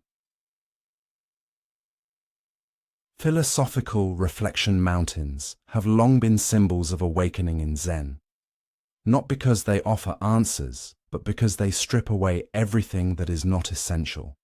There are no mirrors on the mountain, no applause, no distractions, only breath, only being. Ichiro's journey is not unique. Many reach a point where the roles they've played no longer fit, yet no new script has been written. It is a terrifying and beautiful threshold, the collapse of identity and the opening of presence. Zen does not rush to fill this void. It bows to it. The mountain is not asking us to become someone else. It is asking us to stop pretending we already are, as the Buddha said, "The one who sees me sees the Dharma. The one who sees the Dharma sees me." To see clearly, we must first unsee what we've clung to. Psychological reflection. In developmental psychology, there is a phase known as midlife individuation, a period where individuals re-examine the foundations of their identity, often prompted by retirement, loss, or the fading of societal roles. It is not a crisis in the negative sense, but a threshold of authenticity. Ichiro's confusion is not pathology. It is the natural result of a life lived in service to others, now turning inward. Therapists working with clients in this stage often focus not on finding answers, but on reconnecting with the self beneath performance. Techniques include mindfulness, narrative reauthoring, and somatic grounding, all tools that reflect what the mountain offers: silence, space, and truth. The call of the mountain is not a command. It is a whisper. Come meet yourself. Closing. Meditation and reflection. Tonight, imagine yourself climbing, slowly. Each step takes you further from the noise. Each breath deepens. Now see a quiet shrine, a space made only for presence. You kneel. You breathe. You listen. Ask yourself, if I am not what I do, not who I serve, not what I've achieved, then who am I beneath all that? Don't answer, just ask. Let the mountain echo the question back. Let silence be your guide. Let breath be your compass. Sleep now, dear traveler, not with a name, but with the deep peace of knowing you are no longer running away from the call that was always yours. Story 19. Rice and Silence. In the early mornings of the Asker Valley, long before the birds began to sing, and while the dew still rested like memory upon the leaves, there was a small temple kitchen where the only sound was the rustle of rice being rinsed. The temple itself was modest, more a collection of rooms than a grand hall, tucked at the edge of a rice terrace that had fed monks and insects alike for generations. No tourists came, no ceremonies were performed. Its name had been forgotten, even by the oldest of villagers. But the rice, the rice, was always there. A monk named Jun prepared it each morning. He wasn't a teacher. He wasn't even particularly advanced in his studies. He had come to the temple decades ago as a youth trying to escape a chaotic home and never left. Not because he found answers, but because something about the rhythm of rice and silence asked nothing of him. Each day he rose before the sun. He fetched water from the spring behind the temple. He measured and rinsed the rice, not with haste, but with care, not as a task, but as a ritual. Then he cooked it slowly over fire, never using timers, only listening for the sound of simmering. He served others in silence. He ate in silence. He lived mostly in silence. One day, a young woman arrived. Her name was Haruna. She had been sent by her therapist, who had told her she needed a pause. Her life had unraveled in quiet ways. Overachievement leading to exhaustion, relationships collapsing under the weight of unspoken needs, a spiritual hollowness that no meditation app could fill. She didn't believe in Zen. She barely believed in herself. But she was willing to try something she didn't understand. Jun welcomed her without welcome. He simply handed her a bowl and showed her how to rinse the rice. They did not speak for days. She was clumsy at first. She spilled water, used too much flame, grew frustrated. But Jun never corrected her. He only repeated the task beside her, again and again, until her movements began to soften. One morning, Haruna asked, "Is this all we do?" Jun, without looking up, replied, "What else is there?" She blinked, and for the first time in weeks, she laughed, not out of mockery, but recognition. That afternoon, they cooked in silence, and for once, the silence was full.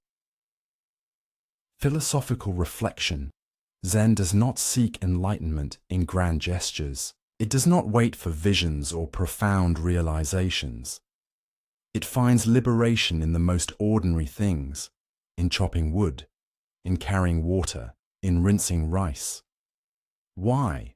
Because when the mind finally settles enough to do just one thing, truly, without distraction, something opens. The ego softens. Time slows. The self becomes transparent, and through that transparency, the sacred reveals itself. Jun's rice is not just food. It is a dharma gate, a path to presence. As Dogen Zenji, the great Japanese Zen master, once said, to prepare rice with pure attention is to realize the way. Haruna did not find herself through answers. She found herself through the sound of rice against the bowl.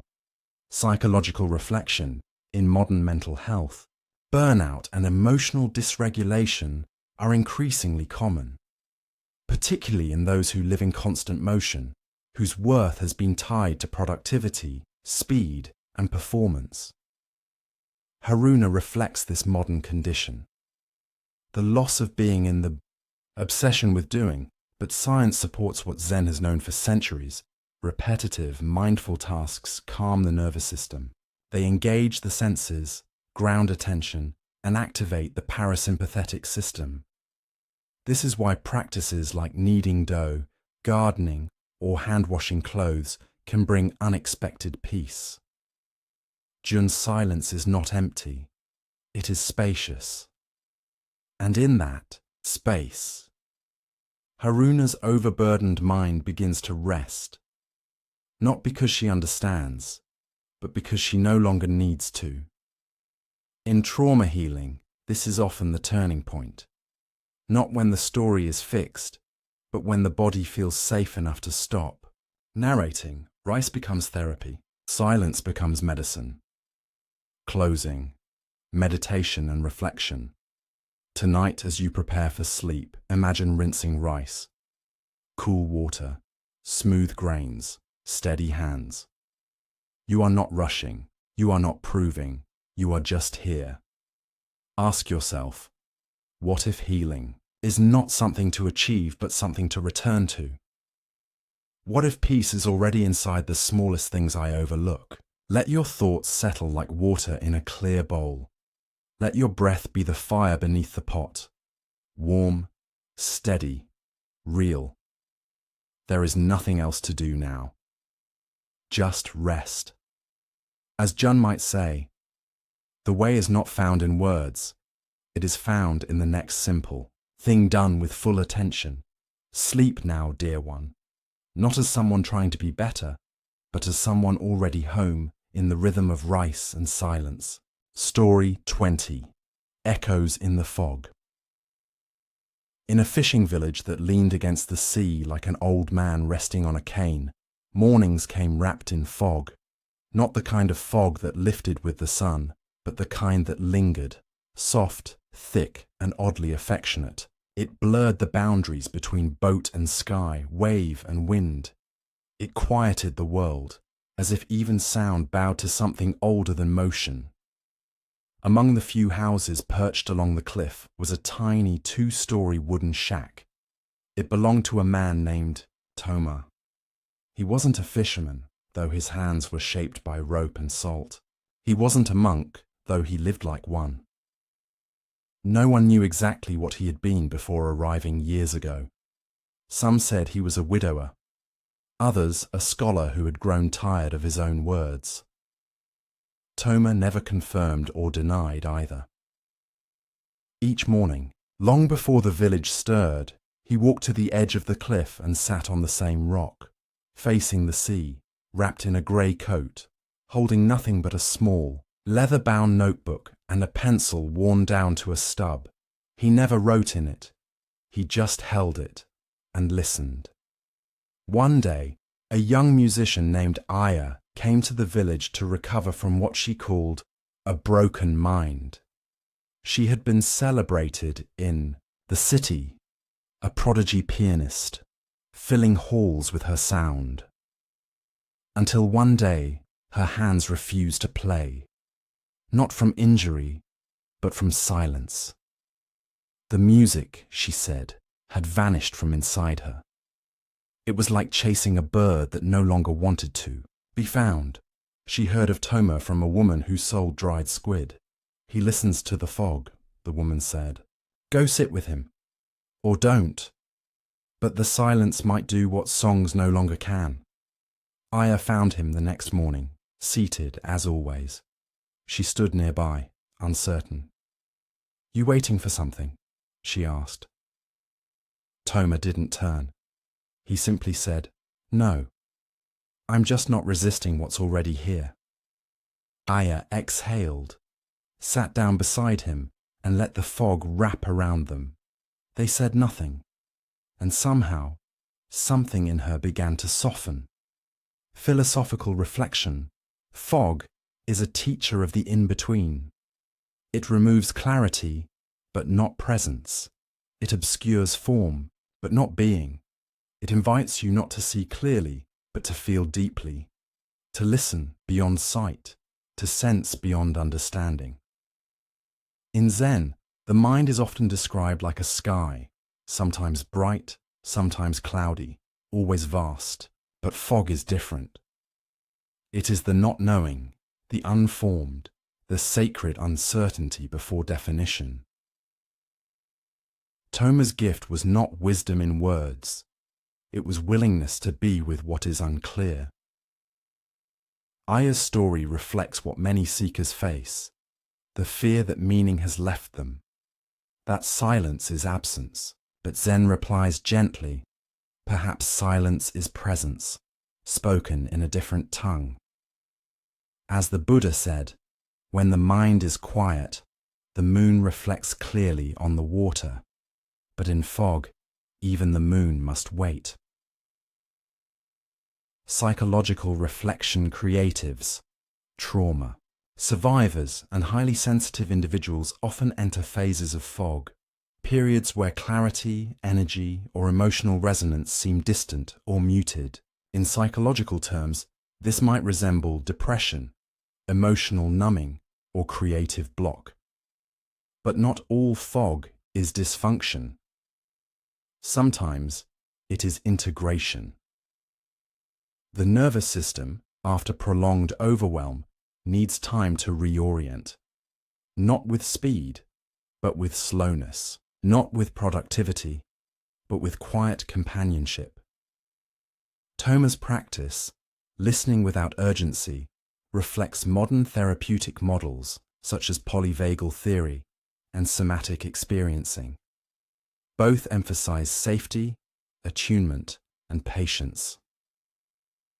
By sitting, with fog we tell the body, it's safe now. We don't need to see clearly to be okay. Aya did not regain her music in that moment, but she began to hear again, not melodies, but herself. And that was the first note. Closing. Meditation and reflection. Tonight, close your eyes and imagine fog. It surrounds you, not to blind you, but to soften the sharp edges of the world. You sit, you breathe, ask yourself, where have I been demanding clarity too soon? What if I allowed myself to be in the not knowing? Let the fog be your teacher. Let your breath be your guide, slow, steady, without needing direction. You do not need to solve tonight. You do not need to move forward. You only need to stay, as Toma might say, not all silence is empty. Some of it holds echoes you've never dared to hear. Sleep now, dear one, not out of exhaustion, but out of trust that even in the fog, you are not lost. You are simply being heard. Story 21. The Room with No Mirror. There was a small nunnery hidden in the foothills of Haida where the camellias bloomed late and the wind smelled faintly of ash and cedar. The nuns lived simply, tilling the garden, chanting the sutras, stitching, robes with old thread, their lives woven in rhythm with the seasons. But within the nunnery grounds was a peculiar room. It had no windows, no decorations, and most strangely, no mirrors. In a culture that prized cleanliness, reflection, and awareness of form, this absence was noticeable. When asked, the elder nun, Anju, would smile and say, "You do not need a mirror to see yourself." No, one pressed further. But one spring, a girl named Now arrived. She was 17, slight and sharp-eyed, with shoulders that curled inward like wilted wings. Her parents had sent her to calm her spirit, after school counselors noted her disconnection, her self-harming tendencies, her refusal to speak of herself in any voice other than criticism. Now was not spiritual. She didn't care for temples, but she stayed because the silence gave her space to breathe without expectation. Weeks passed. She swept leaves. She washed rice. She learned to bow without rolling her eyes. And yet each night, she found herself drawn to that room, the one without mirrors. She would sit there alone, knees drawn to her chest, staring at the plain walls as though waiting for something to reveal itself. One evening, Anju entered quietly. She sat beside her, folding her legs with the ease of old bones. "You're looking for your reflection," Anju said, not as a question. Now didn't answer. Anju placed a hand gently on the floor. "What do you see when you look in the mirror?" Now's voice cracked like old wood. "A mistake." There was a long silence. Then Anju whispered, "The mirror is not a truth. It is a surface. But the body, the breath, the ache in your chest, these are real."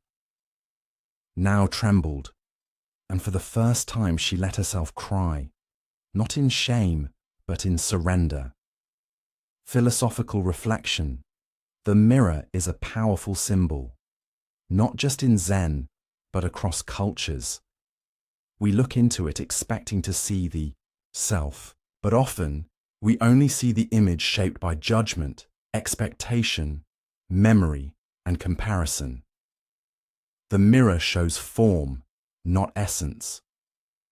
In Zen, true seeing is not visual. It is presence. It is knowing without needing to define. It is feeling without distortion. The room with no mirror invites the practitioner to meet themselves without reflection, to find out who they are when no one, not even themselves, is watching. This is the heart of practice, to be without image, to rest without story. As the Buddha said, he who sees himself sees all beings, and he who sees all beings as himself knows the path. But first, one must see beyond the mirror. Psychological reflection. Neo's journey is deeply aligned with clinical understandings of body dysmorphia, shame-based identity, and self-alienation. In trauma psychology, mirrors can become sources of pain, reflecting not who we are, but what we fear we are. Especially in adolescence or after trauma, identity becomes fragile, tangled in the gaze of others, in distorted internal narratives. But healing does not come from correcting the image. It comes from disengaging the need for the image entirely. In somatic therapy and internal family systems, IFS, healing often begins when one turns inward, not to reframe the self, but to feel the self, through breath, through stillness, through compassion, not aimed at change, but at presence. Anju's room is therapeutic space, empty, quiet, non-judgmental. And in that space, now begins to see herself, not in glass, but in grief, and then in softness. Closing. Meditation and reflection tonight. Imagine a room, no mirrors, no noise, no judgment. Only you, your breath, your body, your pain. Ask yourself, what would I find if I stopped trying to see myself and started trying to feel myself? What if I am not broken, just buried beneath too many reflections? You are not your image. You are not your past. You are the one breathing now. Let that be enough. Sleep now, dear soul. Not to escape, but to return to the part of you that was never shaped by glass. Story 22. The Bell That Doesn't Ring. In a mountain village where pine trees sloped like green waves and clouds often nestled between the roofs, there was a bell tower that no longer held a bell. Once it had rung every morning, a deep, resonant sound that stirred farmers from bed and monks from meditation, echoing down the valley like a call from the heart of the world. But after an earthquake many years ago cracked the bell and split its rim, the temple elders removed it, never replacing it. Yet the tower remained, empty, still, and strangely, more visited than ever before. Each day someone would walk up the steep path to the platform and sit in silence beneath the empty wooden frame. Some came to pray, others to mourn. Most came not knowing why, only that something about the absence invited them. Among them was a man named Ren. He was a bell maker, or had been before his hands betrayed him. Years of forging metal had left his wrists stiff, fingers curled, nerves frayed. He had once crafted bells for temples and cathedrals, instruments of calling and awakening. Now he could barely lift a cup without pain. He came to the village not for work, but for rest. But the sight of the bell tower haunted him, not because it was broken, but because it felt so familiar. One morning, before the sun rose, Ren climbed the hill with difficulty, each step scraping breath from his chest. He stood beneath the frame where the bell once hung. The air was cool, still, and thick with mountain mist. He closed his eyes, and with no instrument in hand, he raised his arms slowly and mimicked the motion he had made 1,000 times before, shaping air as if hammering invisible bronze. He did it again and again. No sound rang out, And yet something inside him began to settle, not because the bell returned, but because the silence welcomed him anyway. Philosophical reflection. There is a kind of sound only silence can hold. The bell that doesn't ring still teaches. Its absence becomes the lesson. The space where it should be becomes the invitation. In Zen, we do not always need the object to know the truth it points to. We bow not to statues, but to what they represent. We listen not for noise, but for that which listens. Ren's hands were no longer capable of crafting bells, but in his stillness, he crafted something greater. Presence without outcome, action without sound, intimacy with form and emptiness. As the Heart Sutra declares, form is emptiness, and emptiness is form. The bell and its absence are one, psychological reflection. For those who have lost function, identity, or a long-held role, the grief is not just over the skill, but over the meaning it gave them. Ren's condition mirrors the emotional trauma of occupational loss. When physical limitation strips someone of their vocation, their sense of self-worth, their perceived contribution to the world. But healing can occur when the focus shifts from performance to presence. In acceptance and commitment therapy, ACT, practitioners often guide clients toward valued actions without attachment to outcome. That is, engaging in what matters, even if the bell no longer rings. Ren's ritual, raising his arms without producing sound, is an act of continuity, not futility. It affirms that the meaning is not in the noise, but in the devotion behind it. It's not the bell that awakens us, it's the moment we realize we've been listening the whole time. Closing. Meditation and reflection.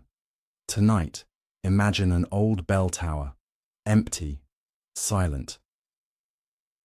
You stand beneath it, not to ring it, but to feel its quiet invitation. Now raise your hands, not to do, not to achieve, but simply to remember. Ask yourself, what have I lost that still lives inside me? Can I find meaning even when there is no sound? Let silence be your song. Let absence be your teacher. Let your breath be enough. Sleep, now dear one, not waiting for the bell to ring, but knowing you are already awake in the hush where all true sound begins. Story 23. The Monk Who Forgot His Name.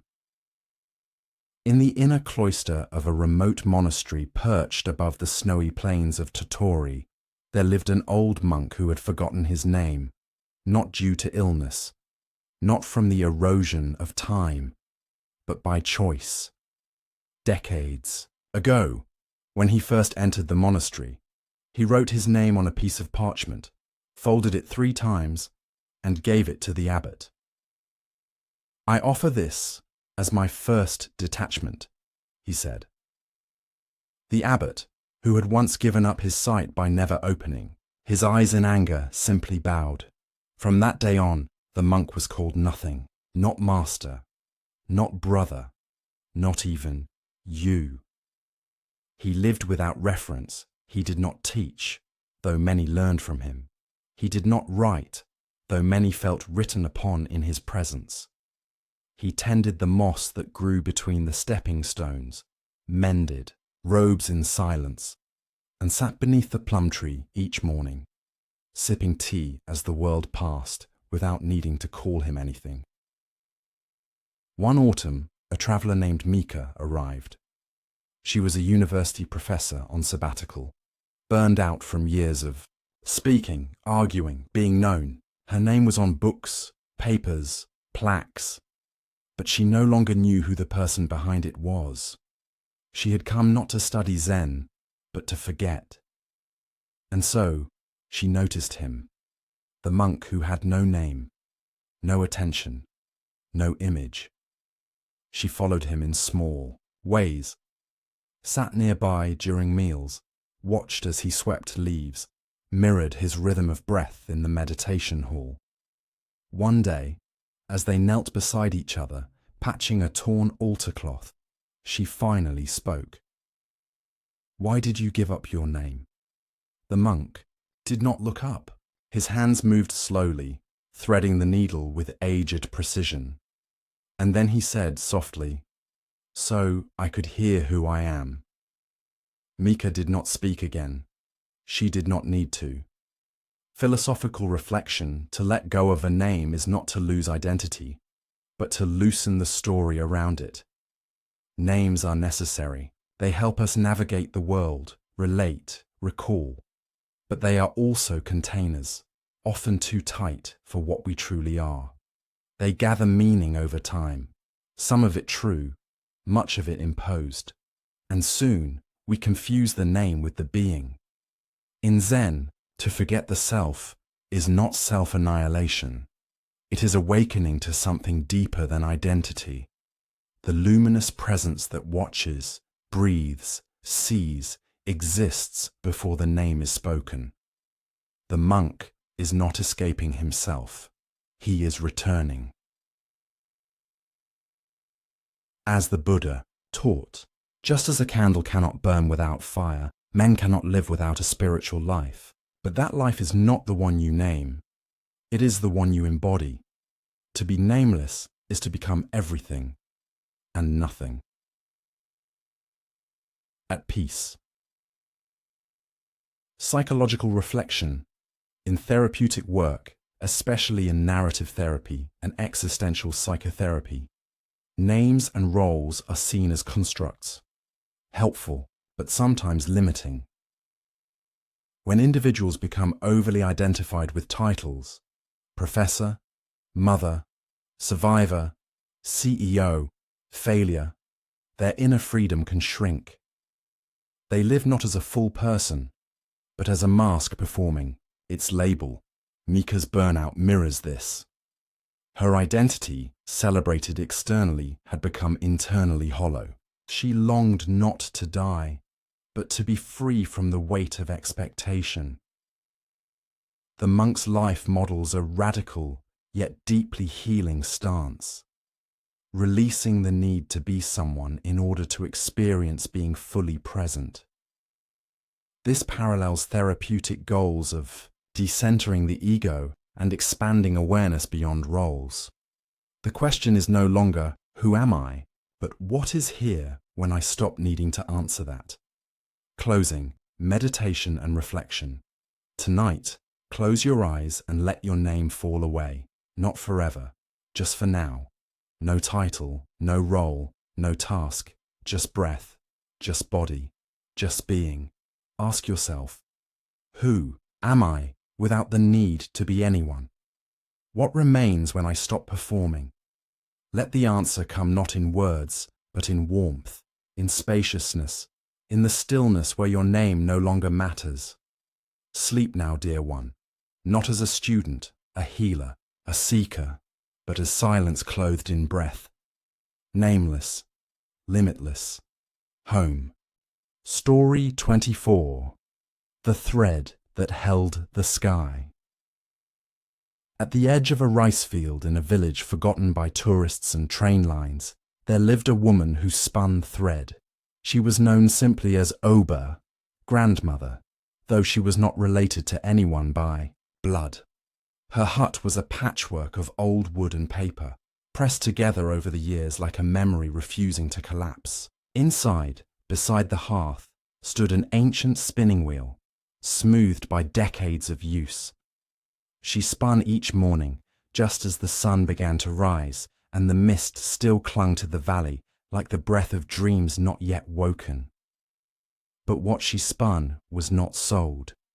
She never brought her thread to market, never exchanged it for rice or coin.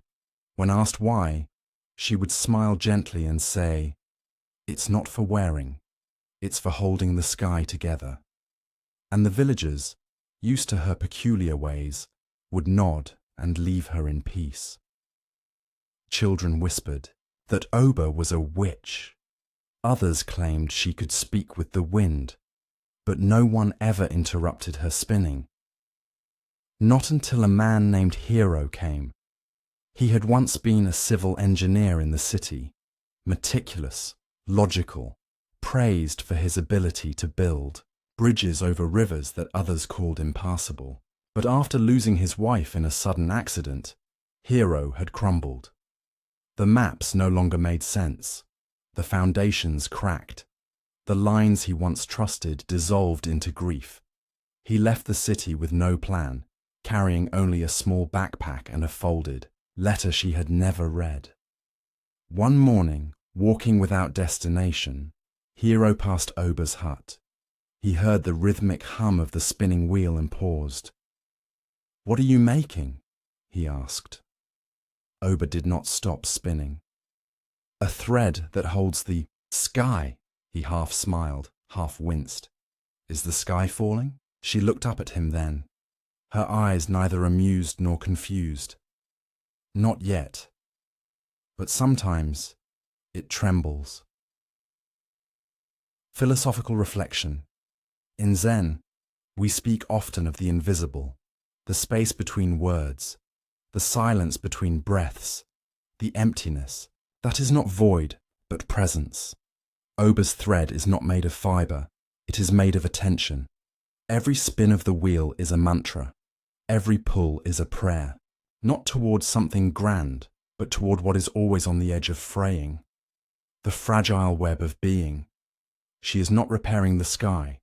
She is staying with it, even when it sags under sorrow, even when no one else notices the seams. The sky, this story, is life, and the thread is care, unseen, uncelebrated, but essential. As the Buddha once said, a single moment of true attention can bind the world together. Psychological reflection, Hero's encounter with Oba mirrors what many experience after loss. A collapse of meaning, a rupture of orientation. In grief psychology, this is known as disintegration of assumptive world. The unconscious beliefs we hold about safety, permanence, identity.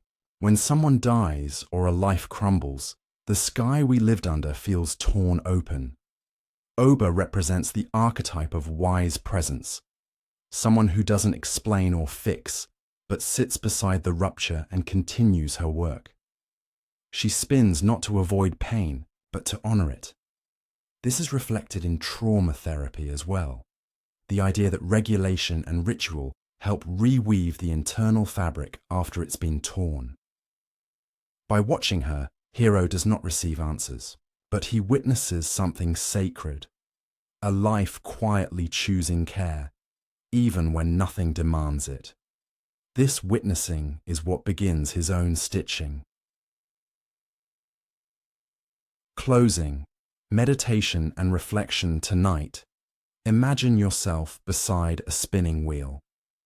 The thread moves softly through your fingers, not to make clothes, not to sell, but to remember, to hold something together, gently. Now close your eyes. Ask yourself, what part of my life has begun to fray? What would it mean to tend to it, not to fix, but to stay? Let each breath be a thread. Let each exhale be your hand. You are not here to hold the world, only to notice it, only to care for it as it is. Sleep now, dear one, not because the sky is whole, but because your presence, your quiet attention, is enough to keep it from falling. Story 25. The leaf that chose to fall. In the final weeks of autumn, when the hills of Nara glowed gold and the crows began to speak in slower voices, there was a maple tree that stood alone in the courtyard of an abandoned zendo. The temple had long since been emptied, not by force or ruin, but by time. The teachers had passed on, the students had gone to cities, and the echoes of chanting had faded into the stillness of moss and wind. Only the tree remained, tall, crooked, ancient, its branches reaching out like the memory of prayers.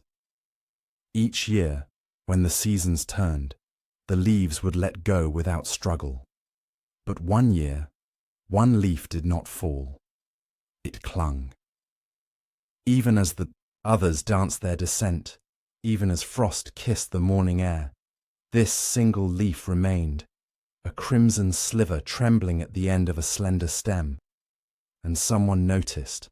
Her name was Sayuri. She was not a monk, nor a seeker. She had come to the zendo only to escape the noise of a recent divorce, the endless court forms, the echo of absence in a house once full of shared songs. She walked daily, aimlessly, until one morning she stopped beneath the maple and looked. Up, there it was, one leaf swaying, refusing to surrender.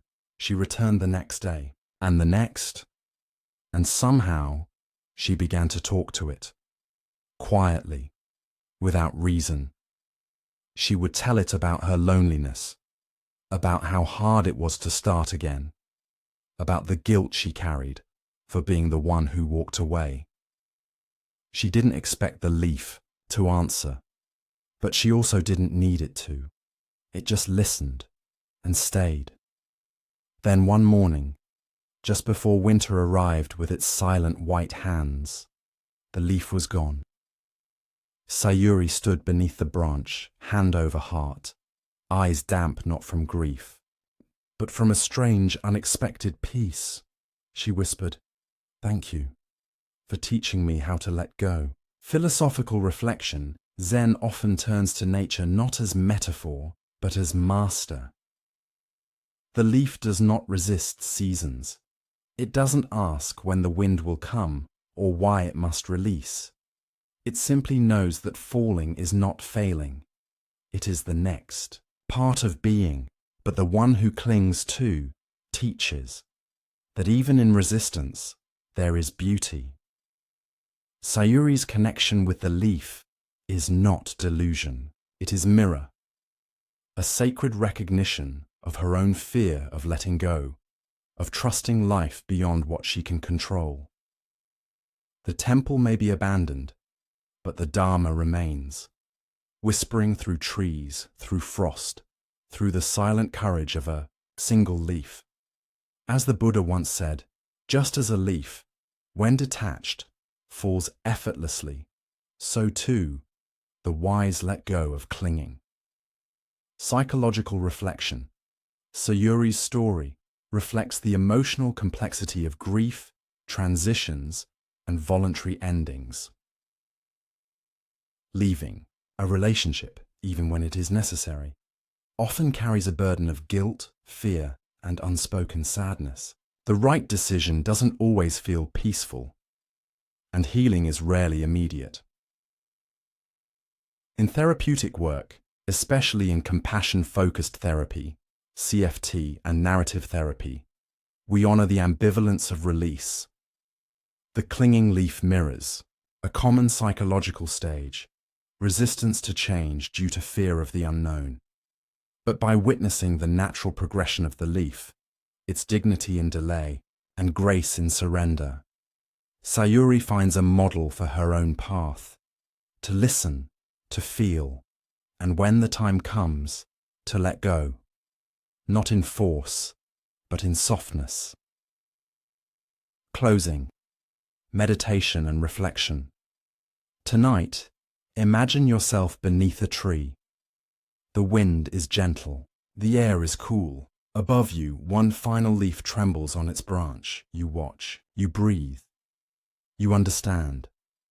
Ask yourself, what am I still holding, even though it longs to fall?